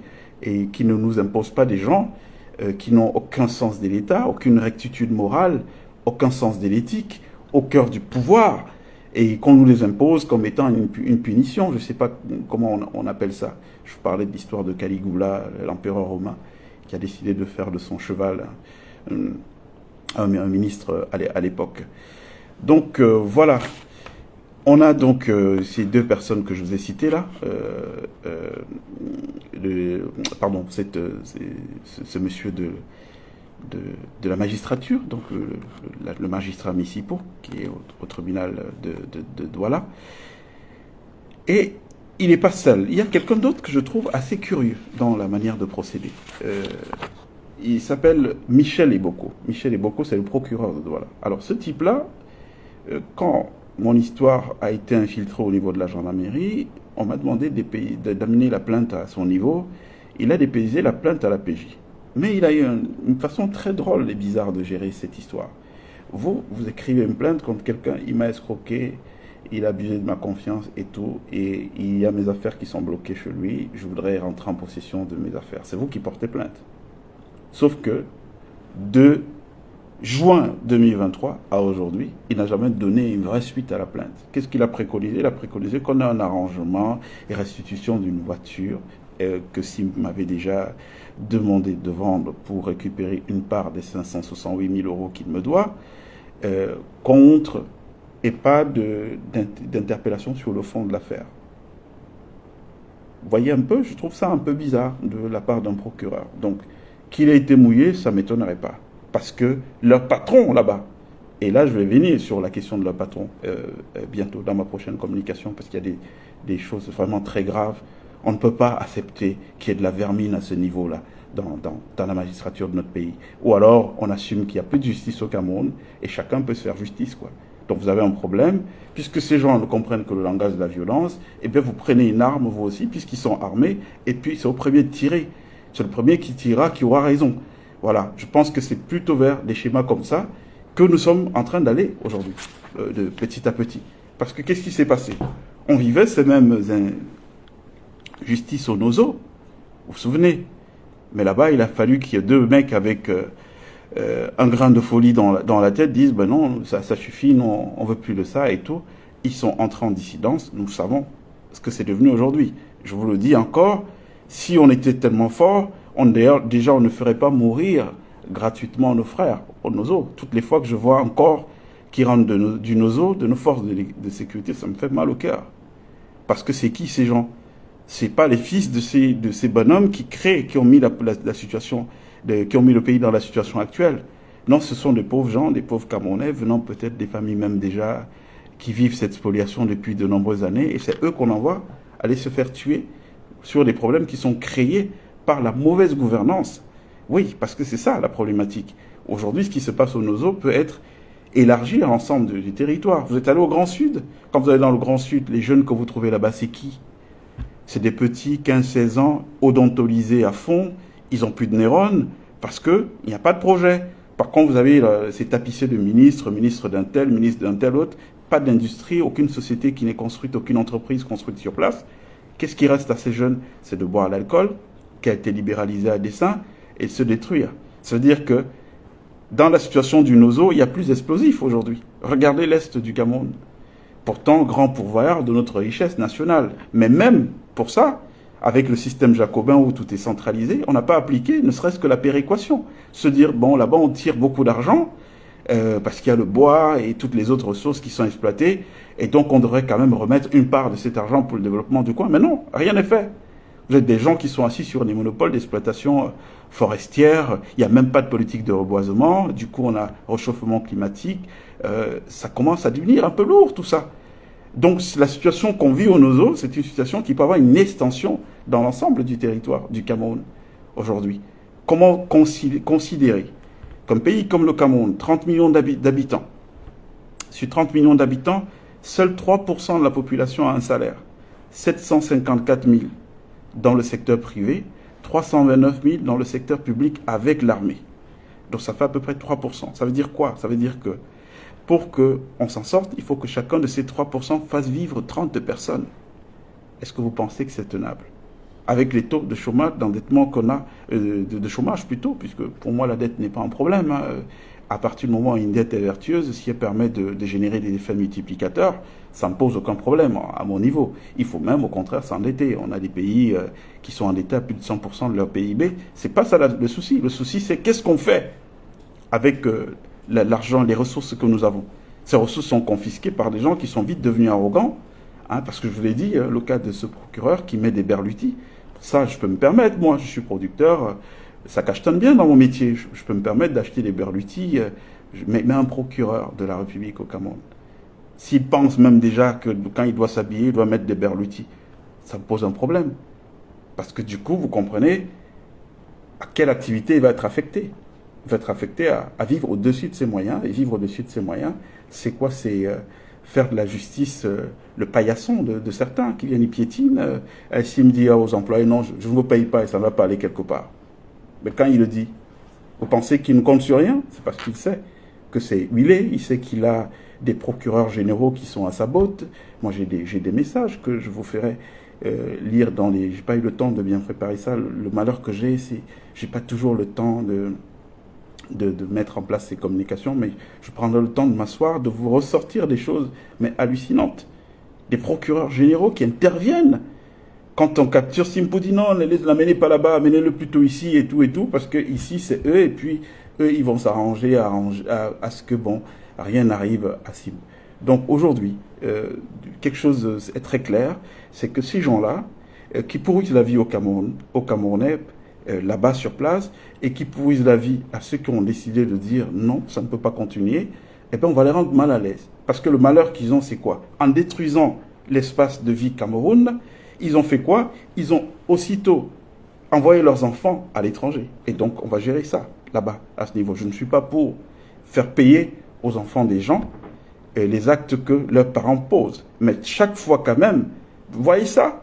19 ans, on vous dit qu'on a 4 jeunes Camerounais qui étaient à l'université catholique, c'est pas le menu fretin, et qui sont en prison à Koningui. Pourquoi? Parce qu'ils n'ont pas plu au numéro 2 des services secrets, et ce dernier a fait jouer ses relations. D'abord, il les a fait interroger dans le service qu'il dirige. Vous vous rendez compte? Où est l'impartialité de la justice dans ça?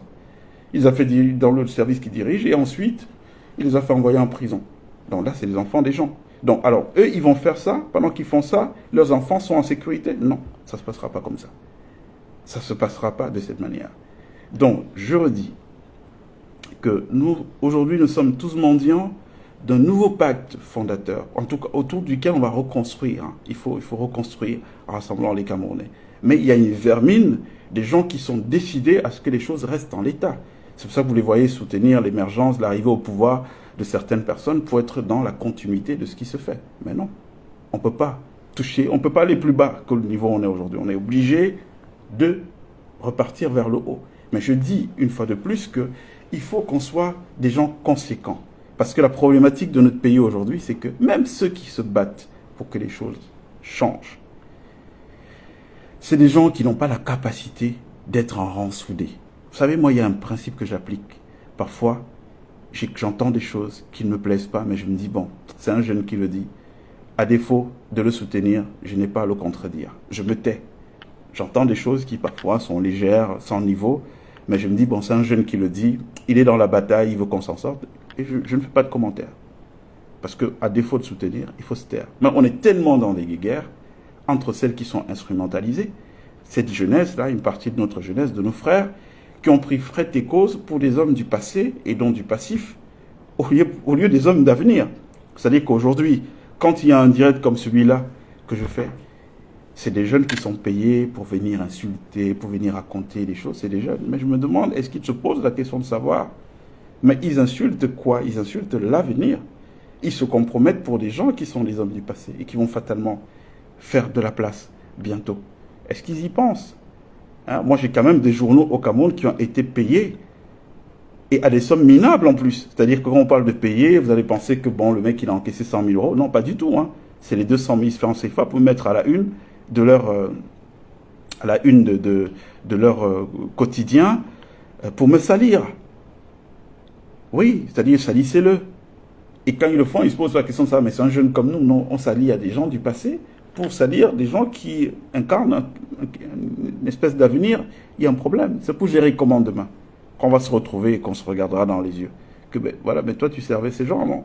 Bon, tu les servais, tu veux qu'on fasse quoi ensemble maintenant? On n'a rien à faire. Donc, à défaut de te planter aussi une épée, puisque c'est pas dans ma culture de se venger, ben écoute, je peux pas travailler, on n'est pas sur les mêmes valeurs. Donc, continue à soutenir ces gens-là, mais ils sont plus là. Donc, le problème collectif que nous avons généralement dans notre pays, c'est que on n'a pas encore expérimenté la perte du pouvoir. On est resté 40 ans et les gens sont sûrs que ça restera comme ça éternellement. Mais ça ne peut pas rester comme ça éternellement. Nous sommes sur la fin. Il va faire beau bientôt au Cameroun. Moi, c'est le message principal que j'ai envie de passer. Alors, il y a un autre sujet qu'on devait évoquer. Je n'ai pas en tête, mais on peut continuer à voir les contributions des uns et des autres au 007 980 458 85 51. 007 980 458 85 51. Voilà. On a quelqu'un qui appelle, on va le prendre. Oui, allô? Allô? Allô? Oui, allô? Oui. Je vous resalue, M. Palmer. Oui, bonjour. Bonjour encore. Oui, allez-y, je vous écoute. Oui. On penserait que avec ce plateau-ci, on aurait beaucoup plus une audience un peu plus considérable. Avec votre connaissance des médias, est-ce que vous avez pensé, c'est juste une suggestion, vous me dites ce que vous en pensez, c'est quand ça me paraît être une affaire d'État.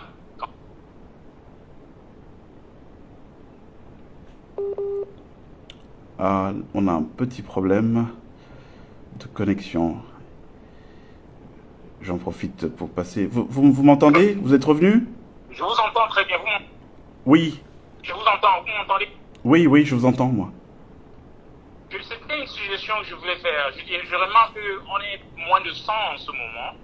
Et pour une portée de votre message, et avec votre connaissance du monde des affaires, des médias et tout le reste, est-ce que vous n'avez peut-être pas pensé de contacter allez, raconter votre histoire si vous êtes arrivé à des chaînes.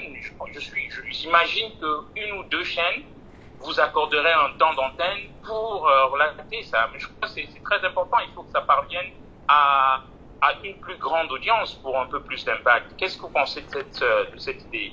Non, c'est une bonne idée. La problématique, c'est de comprendre le fondement existentiel de la démarche. C'est-à-dire qu'à la base, comme je vous ai dit, quand le problème a eu lieu, moi je suis très traditionnaliste, hein. Je suis très à fond dans nos cultures africaines, donc j'ai interrogé les anciens qui m'ont dit non, tu ne dis rien, tu nous laisses, c'est nous qui allons gérer ça, donc repars tranquillement à Paris et puis ça s'arrête là. Pourquoi? Parce que le nom de ton pays ne doit pas être sali à cause par toi. Ça c'est ce que les anciens m'ont conseillé. Donc moi je suis rentré en France sans problème. Je n'en ai jamais parlé avant. C'est très important de le savoir.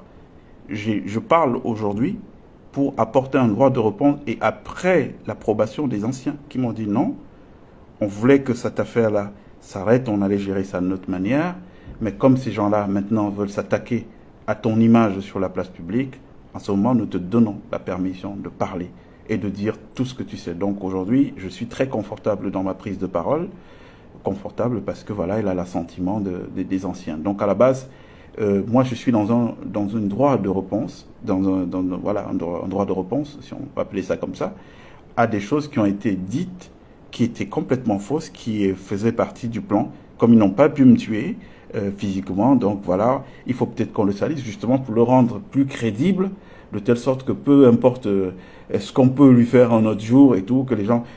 je ne sais pas si vous avez vu la campagne médiatique qui a été mise en place contre moi. Vous avez des journaux ayant pignon sur rue au Cameroun qui ont quand même mis à la une, m'accusant de tous les maux possibles. Et quand je vous le dis aujourd'hui, même Simba, Émile Parfait, là où il est, même ses propres gens à lui, même sa propre famille, ses propres proches et tout, ils savent la vérité. Je suis tombé sur un message publié par son conseil, avocat conseil, André Penka, sur une page où il me traite de bandit, de malhonnête, et j'ai éclaté, je me suis dit, mais on est face à un cas de schizophrénie paranoïade. Le même avocat qui, devant mes conseils à moi, leur a dit, non, bon, Sim et M. Palmer, c'est pas le même niveau, Sim c'est un illettré, et tout, c'est juste que bon, on est obligé de les défendre. Le même type qui dit ça, il allait sur une page me saquer, raconter des conneries, alors qu'ils savent la vérité, puisqu'il fait partie des gens qui travaillaient, qui n'avaient pas de salaire là-bas. Et donc, de temps en temps, quand on pouvait, on apportait ce qu'on pouvait aux collègues à gauche, à droite. Le même est allé me saquer. Donc, on est aujourd'hui dans une réaction. Moi, je vous redis une fois de plus que je n'ai pas quitté le Cameroun en me disant, bon, je vais me plaindre. Non. J'ai quitté le Cameroun avec la recommandation des anciens, que moi j'écoute, de ne rien dire, parce que l'image du pays ne doit pas se salir à travers moi. Donc s'il n'y avait pas eu toute la campagne qui a été mise ensuite sur pied contre moi, j'aurais rien dit, je serais resté comme ça. Et c'est pas le seul cas, hein. Vous savez, moi je viens d'un pays, il y a quelqu'un qui m'a demandé ça l'autre jour, où j'ai appris, monsieur, qu'au Cameroun c'est un défaut d'être quelqu'un d'altruiste, d'être quelqu'un ayant de l'empathie pour les autres. Moi, dans ma conception des choses, dans les valeurs qui sont les miennes, quand on a quelqu'un qui est à terre et qui vous tend la main, vous avez l'obligation de répondre à sa main. Mais au Cameroun, je découvre que chaque fois qu'on pose un acte altruiste, chaque fois qu'on pose un acte dans le sens de vouloir aider, et bien ce qu'on reçoit toujours en retour, c'est une espèce d'ingratitude. Mais dans le cadre d'Émile Parfait Sim, ce n'est même pas seulement de l'ingratitude, c'est de la sorcellerie pure, quoi. C'est-à-dire quelqu'un avec qui vous n'avez jamais eu un problème, et du jour au lendemain, il se lève, il commence à raconter des choses contre vous, il commence à vous insulter, il envoie des gens vous tuer, quelqu'un que vous avez aidé, mais ça fait froid au dos. Hein, j'ai vu qu'il y a un de ses frères qui regardait le direct tout à l'heure. Et ne vous fiez pas, parce que le but en fait de ces directs, c'est de consigner sur un cloud des mémoires que les gens peuvent revoir après. C'est partagé ensuite, les gens voient ça un peu partout. Donc vous fiez pas au score que vous voyez là. Les scores, c'est juste le temps que je finis de parler. Après, il y a une seconde vie pour les vidéos. Ok. Bah, donc, si je comprends bien, vous êtes à une étape dans votre démarche, c'est ça? Oui, bien sûr. Et vous avez évoqué tout à l'heure les gardiens de nos traditions et que pour qui j'ai tout le paix. Mais je me pose la question, est-ce que ces considérations-là ne sont pas parfois un frein à notre émancipation collective? Oui, parce qu'il y a ce qu'on voit, ce qui est physique et ce qui est invisible. Je vous ai dit que moi je suis très porté sur nos traditions africaines. Et donc en général, la vie des ancêtres pour moi est très important. Hein, parce que vous savez par exemple le problème dont nous souffrons aujourd'hui dans notre pays, c'est celui d'avoir snobé notre mystique profonde. C'est pour ça qu'on va aller en accumulant des problèmes. Pourquoi on est sur un phénomène de perdition générale? Vous avez un type à qui on donne un poste, mais qui n'a pas conscience qu'il travaille pour le Cameroun. C'est pas le Cameroun qui travaille pour lui. Ben, c'est parce que voilà, on a un problème avec notre spiritualité. Nous sommes un pays où il y a la religiosité, mais la religiosité n'a rien à voir avec la spiritualité. La spiritualité demande beaucoup d'adéquation. Hein, Oui, allô? Oui, est-ce que nos chefs traditionnels aussi n'ont pas contribué à la situation dans laquelle nous on se trouve en ce moment? Par exemple, vous savez que les chefs traditionnels, chez nous quand même, c'est un relais pour le pouvoir, et que ces chefs-là ont contribué à asseoir ce pouvoir, à l'enraciner. Je veux dire, c'est des questions légitimes. Oui, légitimes. C'est des questions légitimes, vous avez raison. Mais en fait, c'est quoi la chefferie traditionnelle aujourd'hui chez nous? Vous n'avez pas vu que tous ces gens-là, ils s'arrangent tous à être chefs traditionnels? C'est-à-dire même ceux qui n'ont pas dans leur ascendance, qui ont rien de chefferie dans leur ascendance, ils deviennent chefs à gauche, chefs à droite et tout. Mais même Émile Parfait Simb, dont on parle, vous savez qu'il s'est fait élever au rang de Mbombok Bassa. Hein? Effectivement, donc on se pose la question, est-ce qu'il n'y aurait pas de conflit d'intérêts quand ces chefs-là, ces gardiens, et un respect pour eux, mais à un moment donné, est-ce qu'il n'y a pas un conflit d'intérêts par rapport à ce que eux ils prescrivent, ou alors ils vous prescrivent dans ce cas comme démarche, et oui. Alors, oui, alors, bien sûr qu'il y a des conflits d'intérêts, mais l'avantage quand même, c'est que vous avez affaire à quelqu'un qui connaît très bien la vie du Cameroun. En tout cas, ces 30 dernières années, nous savons qui est qui, hein, pour se sortir de cet étau dont je vous parle depuis tout à l'heure. C'est parce qu'il y a une bonne connaissance. On sait qui est qui, ne vous en faites pas.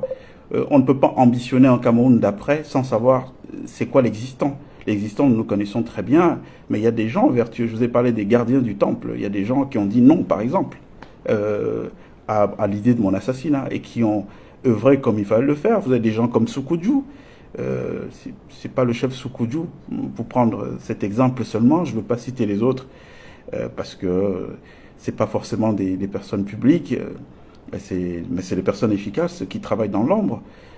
Mais des gens comme Soukoudjou, on ne peut pas les soupçonner. Des gens comme Bombo Njoya, Feu Momo Dieu à l'époque, ils ont une capacité d'indignation, alors même qu'on aurait pu considérer qu'ils appartiennent au système. Donc non, notre pays n'est pas que constitué de vermine. Il y a beaucoup de gens bien, et peut-être que ces gens bien ne sont pas forcément ceux qu'on met en avant.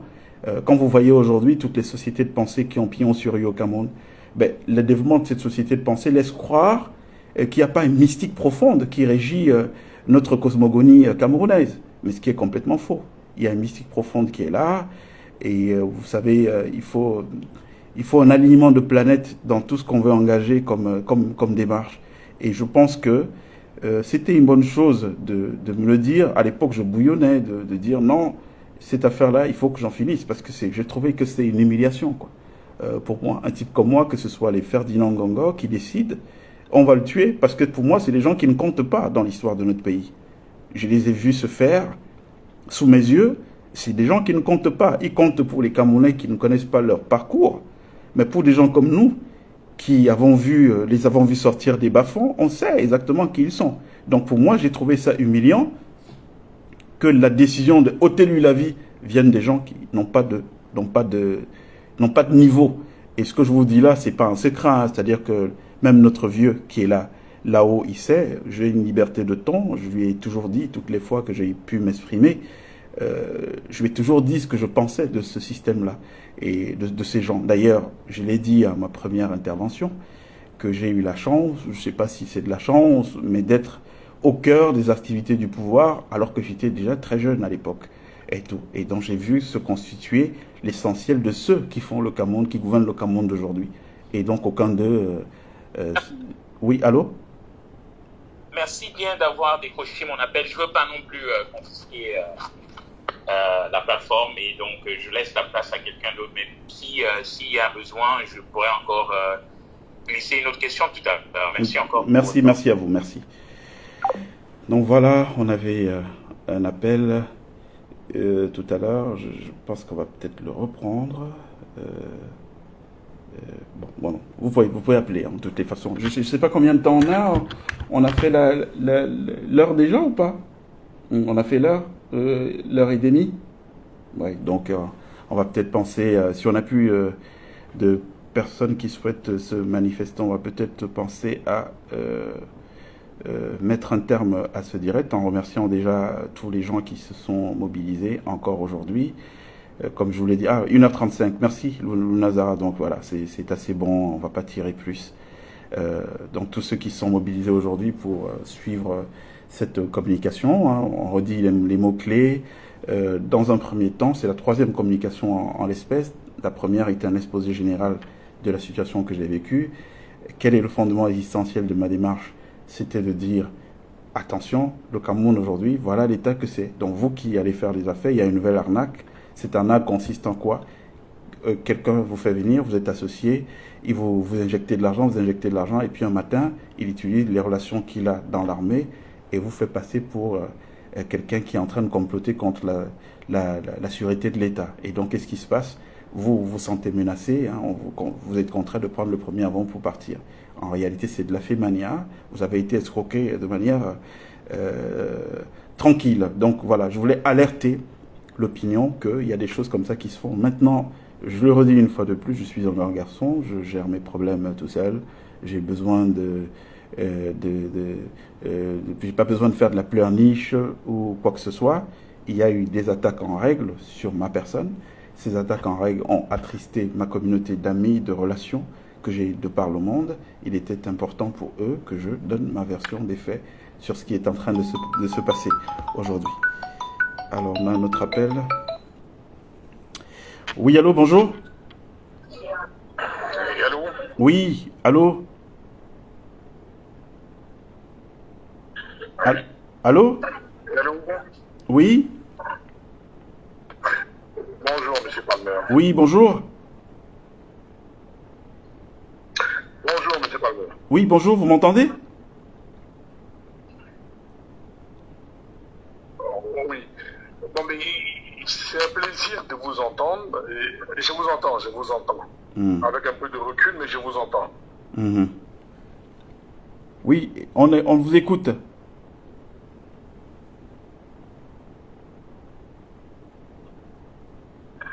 Ok. Mais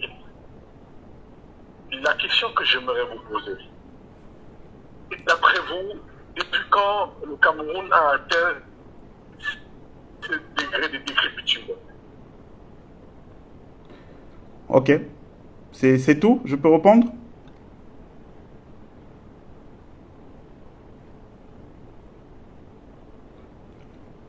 Alors, donc apparemment... oui, parce que derrière cette question, j'ai une deuxième question. Je voudrais que vous répondiez. Enfin, j'attends votre réponse. Oui, alors... Pour vous donner la deuxième. Alors, moi, je vais vous dire, ça ne date pas d'aujourd'hui. Je l'ai dit lors de ma première communication qu'à l'époque, j'ai fait partie d'un mouvement qui s'appelait la Presby, la jeunesse du président Biya. Nous étions des jeunes, j'avais moins de 20 ans, et nous avions été séduits par le libéralisme communautaire du président Biya. On s'est dit, si on est jeune, on a de l'énergie, si on peut aider à transformer ce livre en réalité au Cameroun, ce serait quelque chose de génial. On s'est constitué tout de suite en pôle d'excellence de jeunes. Hein. On était un petit million dans tout le Cameroun, tout le réseau qu'on avait. Et puis, donc, on a commencé à travailler. On a travaillé tellement bien que même le président Biya à l'époque a reconnu en nommant notre président au comité central du RDPC. Alors, nous, on ne voulait pas des laudateurs, comme je l'ai dit, mais on était des gens qui appréciaient le projet et le libéralisme communautaire, Si on avait voulu être des laudateurs, eh bien, on serait rentré dans le JRDPC comme tous les autres. Donc, c'est pas ce qu'on a fait. Et dans le cadre de ce projet-là, de cette dynamique jeune, cette organisation, j'ai occupé des très hautes fonctions qui m'ont mis tout de suite en prise avec tous les gens qui dirigeaient la République. C'est comme ça que je les connais, à tu à toi. Et la problématique maintenant que nous avons rencontrée, et il faut que je vous le dise, c'est que très rapidement on a déchanté. Parce qu'on s'est rendu compte que bon, en fait, il fallait pas simplement être brillant, mais en plus d'être brillant, bon, il fallait faire des allégeances à des choses qui n'étaient pas tout à fait dans notre ordre éthique. Et donc, déjà à cette époque, je parle des affaires des années 96, 97, donc déjà à cette époque, ça existait. Donc moi, personnellement, moi j'ai pris du recul. Écoutez-moi, j'ai pris du recul avec ce système à partir de ce moment-là, quand j'ai compris que il fallait pas juste être brillant, il fallait pas juste travailler pour être bon dans ce qu'on savait faire. J'ai pris du recul et donc pour répondre à votre question, je pense que depuis déjà ce temps-là, on avait des signaux de ce qui se passe aujourd'hui.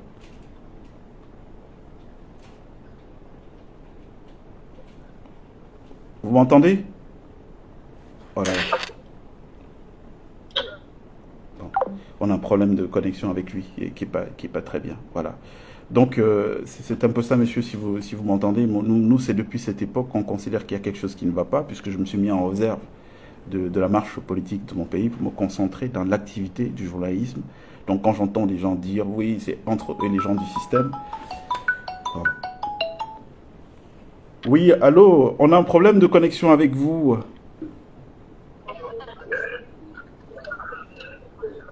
Allô?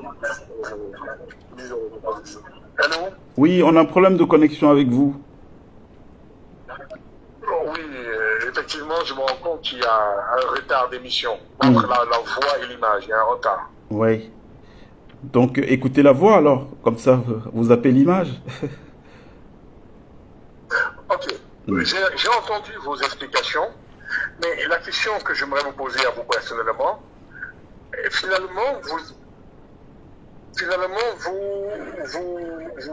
reprenez le combat parce que vous avez été victime. C'est à quoi que vous n'embrassez le combat aujourd'hui, qu'à titre personnel, parce que vous avez été personnellement victime. Pourquoi ne l'avez pas vous embrassé le combat depuis plus de 20 ans pour le dénoncer? Bon, en fait, je comprends que qu'on ne se connaît pas. C'est ce que je disais en début d'entretien. Je disais que le problème que nous avons au Cameroun, c'est que le Camerounais ne sait pas dire « je ne sais pas ». C'est-à-dire que si on demande à un Camerounais « est-ce que tu connais telle personne ?» qui dit « je ne le connais pas ». Bon, c'est très facile aujourd'hui avec Facebook. Vous savez, moi je suis sur Facebook depuis 2009. Alors, si vous repartez sur ma page Facebook, vous avez une réponse à tout ce que je viens de vous dire. J'ai jamais été quelqu'un qui cautionnait... j'ai une abondante littérature. J'ai d'ailleurs des gens qui m'écrivent tout le temps pour me dire « pourquoi tu ne fais pas un livre ?» un recueil de tes déclarations. Si vous repartez sur Facebook, vous saurez, vous regardez juste mes pages et vous avez une réponse à votre question. Donc, j'ai jamais arrêté de condamner ce qui n'était pas bien. Je continue à vous dire que j'ai commencé au sommet directement avec la politique. Donc, si j'étais quelqu'un qui cautionnait ce qui se passait ou qui était dans le confort dans ça, eh ben, je serais toujours là-bas. Je serais pas parti du Cameroun. Je serais resté. Donc, j'ai toujours dénoncé tout ce qui se passe. C'est peut-être que ma voix ne porte pas assez, mais ceux qui me suivent savent que je me suis jamais complu dans la médiocrité que nous vivons dans notre pays. Ok. Et si je crois, enfin, je sais, c'est bien vous, c'est vous qui êtes le vice-président du Parti républicain? Oui, tout à fait. Ok. Mais vous savez que le président de ce parti se passe pour le fils du président actuel. Oui. Alors, vous savez aussi que le même personnage a une réputation sulfureuse à Douala. Moi, je suis un homme d'affaires à Douala. Ces escroqueries, des abus de confiance, des trafics d'influence. Vous êtes censé le savoir aussi. Oui, j'ai appris ça qu'il était... juste pour faire court, vous savez, vous avez fini la question pour que je réponde ou je vous laisse finir d'abord? Non, en fait, en réalité, c'est pour dire que finalement, finalement, la question que je me pose, c'est, j'aimerais juste vous connaître un peu plus. Comment se fait-il que vous êtes au centre des personnes sulfureuses? Le président du Parti républicain, c'est quelqu'un qui pour moi était usurpateur, et Sim qui était notre usurpateur. Moi, j'aimerais savoir comment vous vous retrouvez au centre des deux usurpateurs. C'est une très très bonne question. Vraiment, je vous remercie de la poser en toute clarté, hein, sincérité. Et je vais vous répondre aussi de manière sincère. Concernant Georges Gilbert Bahonla, depuis que j'ai arrêté de collaborer dans le cadre du Parti républicain avec lui, je ne me suis jamais exprimé sur la question. Il a fait des passages à la télévision dans lesquels il a dit qu'il ne me connaissait pas, il m'a traité d'usurpateur et tout ce que vous voulez. Donc ça va être à vous, puisque vous me posez la question clairement, ça va être la première fois que je m'exprime sur ma relation avec lui. Alors, ce que j'ai payé dans le cadre de Georges Gilbert Bahonla, c'est toujours justement cette démarche de ne pas être d'accord des injustices. Moi, j'étais à Yaoundé un jour, et je reçois un coup de fil d'un journaliste qui s'appelle Paul Désibia. Il me dit, grand frère, c'est mauvais, on a arrêté Georges. Donc, je lui dis, tu es où? Il me dit, je suis au rond-point de la PJ. Donc, je le retrouve au rond-point de la PJ, et puis il m'explique qu'on l'a arrêté. Apparemment, c'est mauvais, ils sont dans la stratégie de muselation de tous ceux qui peuvent tenir un discours contraire. Je lui ai dit, bon, il faut qu'on aille voir ce qui se passe. Donc, on est descendus tous les deux à la PJ. Et j'ai exprimé l'envie de le rencontrer. Et la dame n'a pas voulu. Elle m'a dit, je lui ai demandé, mais pourquoi je ne le rencontrais pas? Est-ce qu'il est placé au secret? Les voix ont commencé à s'élever. Et il y avait un commissaire qui était en civil à côté qui a dit, non, Palmer. J'étais là étonné qu'ils me connaissent. Il dit, oui, Palmer, non, il faut se calmer et tout et tout. Et c'est ce commissaire qui a arrangé la rencontre avec lui. Donc je suis allé le voir en garde à vue. Alors, j'arrive, garde à vue, et puis il était d'ailleurs très étonné de me voir parmi les gens qui venaient en premier lui porter secours. Donc il m'explique son affaire, et je lui dis, bon voilà, il faut quand même pas laisser que ces gens musellent. Je suis toujours dans la même démarche. Et puis je pars, au moment où on part, on était 3. Donc il y avait Gilbert Bahonla, Paul Désibia et moi. Au moment où on s'en va, il me dit, mais je veux te demander une faveur. J'ai l'impression que ces gens veulent me broyer. Est-ce que tu ne peux pas prendre la direction, la présidence de mon parti, les Républicains? J'étais même pas au courant qu'il avait un parti. C'est-à-dire que c'est ce jour-là que j'ai découvert. Je lui dis, il m'a dit oui, il m'a dit parce que là, ils vont me mettre dans la case de comment vous dites ça, des influenceurs et tout, alors que je suis président d'un parti et que à ce titre, j'ai le droit de dénoncer les choses. Bon, je lui ai dit que j'allais voir. Quand on est sorti, le jeune frère que je ne trahis pas du tout, il m'a dit, le problème, c'est que Gilbert, il est quelqu'un d'assez instable. Donc moi, je ne te conseille pas d'accepter cette proposition parce que il est quelqu'un de très instable et aujourd'hui, tu vas dire oui, demain, quand il sortira, il pourra devenir quelqu'un d'autre. Et puis je lui ai dit, mais qu'est-ce qu'on fait donc? Il est en détresse là-bas, mis au cachot et tout. Qu'est-ce qu'on fait? Est-ce qu'on peut le laisser comme ça? Donc il m'a proposé de prendre la direction de son parti là-bas et j'ai accepté de le faire. Donc je suis arrivé dans un parti dont je ne connaissais que le nom, Parti républicain.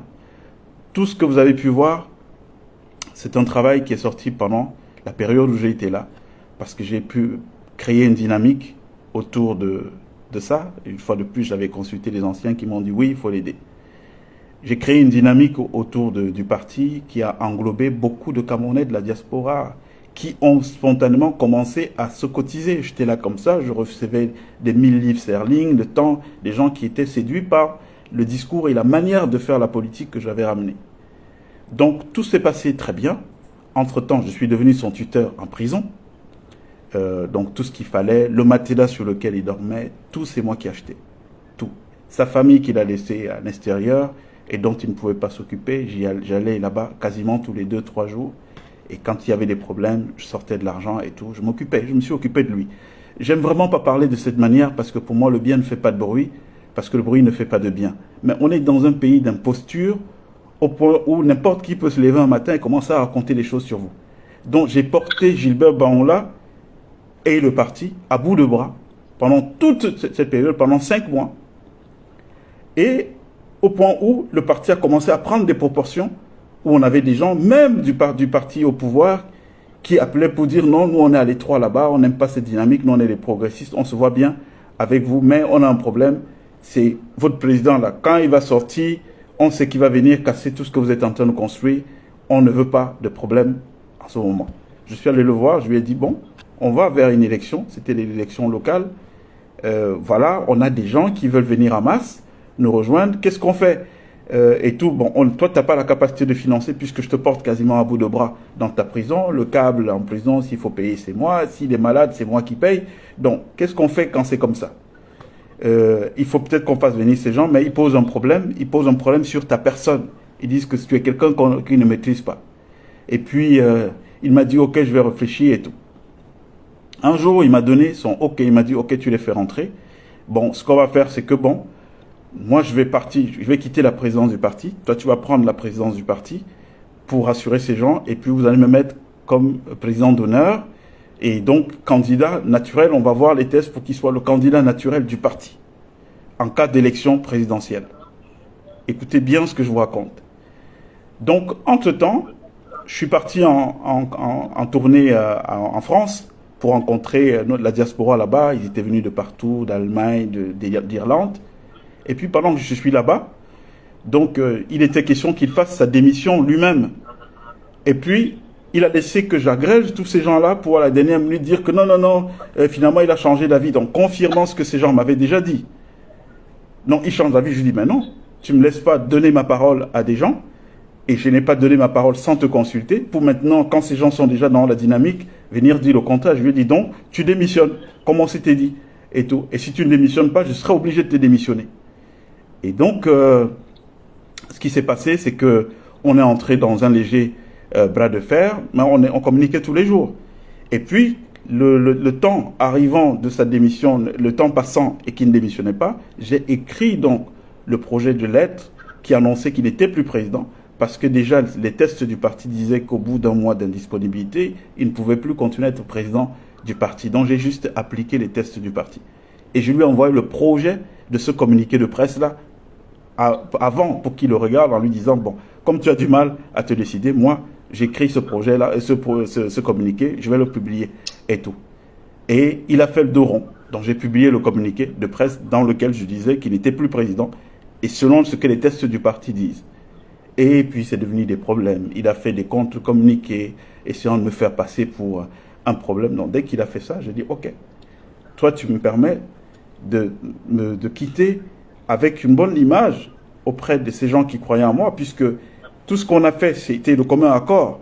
Maintenant, on le fait, tu changes d'avis derrière. Si je viens juste dire à ces gens, non, je vous ai menti, que venez, ben là, il ne veut pas démissionner, il reste toujours là, ben c'est moi qui prends au niveau de mon image. Donc maintenant, comme c'est toi-même qui conteste le communiqué que je publie, et donc en ce moment, je démissionne du parti. Donc je suis parti, c'est comme ça que j'ai quitté le Parti républicain, sur une démission.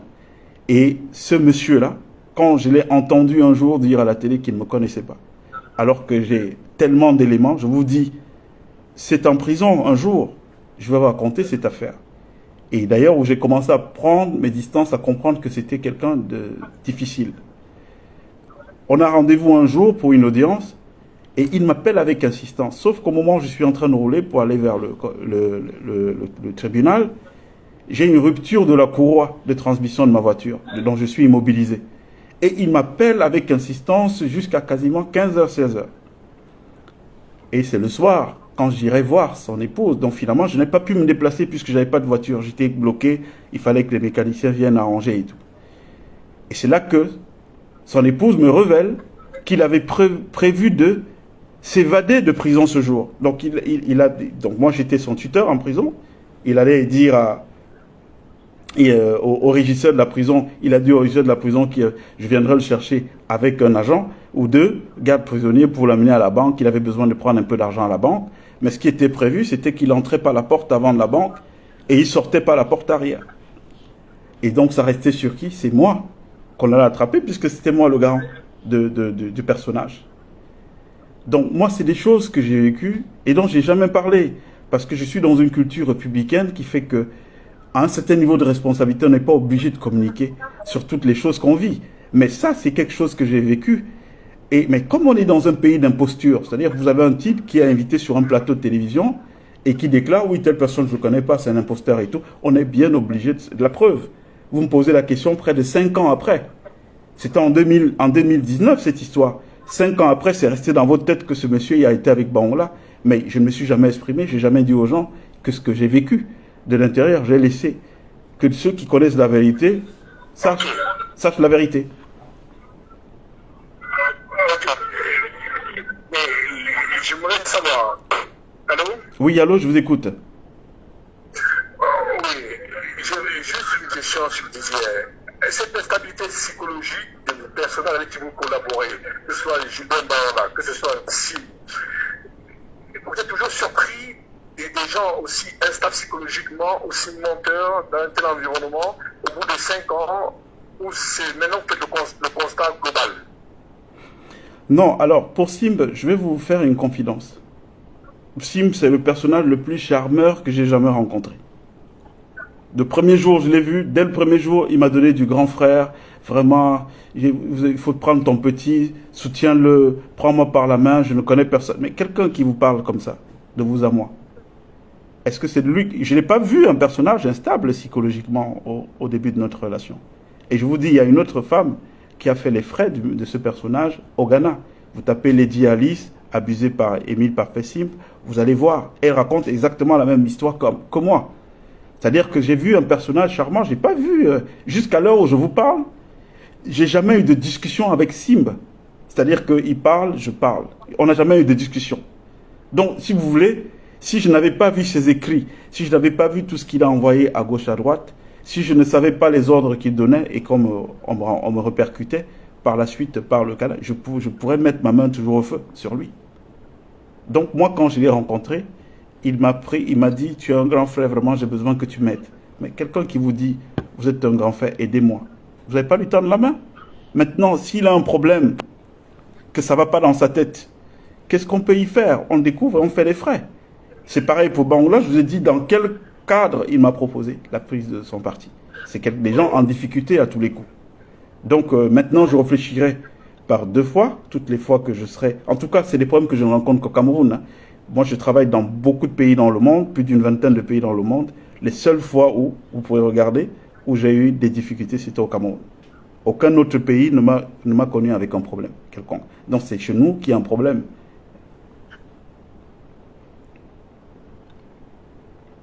Allô? Vous êtes là? L'autorité publique aujourd'hui que tous les Camerounais sont schizophrènes. Bon, je l'ai découvert. L'autorité, il est connu aujourd'hui que tous les Camerounais sont schizophrènes. Je suis là, vous m'entendez? Oui, je vous entends.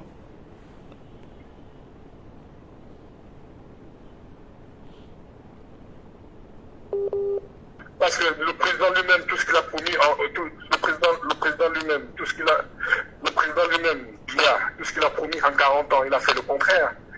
Et le réseau est mauvais. Oui, on vous entend. On vous entend. Allô? Allô? Allez, je pense qu'on a un problème de réseau, donc on va devoir arrêter là parce qu'on a dû tirer un peu en longueur. Merci à tous, hein, à ceux qui ont eu le temps. Voilà, malheureusement, on ne pourra pas vous prendre,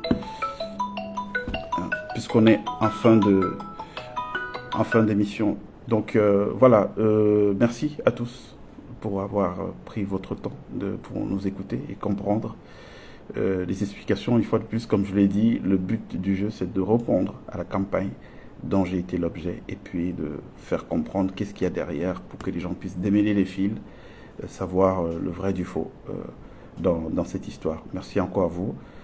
On trouvera un autre temps pour continuer cette communication parce qu'il y a beaucoup d'autres choses qu'il faut dire aux Camerounais et ne pas se contenter de dire, parce qu'on ne va pas dénoncer et puis rester sans rien faire. C'est trop facile ça. Ces gens, ils sont habitués, hein. Ils sont hyper arrogants. Je peux vous dire que le nombre que vous êtes là n'a rien à voir avec ceux qui sont en train de regarder en profil caché. La preuve, ils menacent des gens parce qu'ils ont des armes.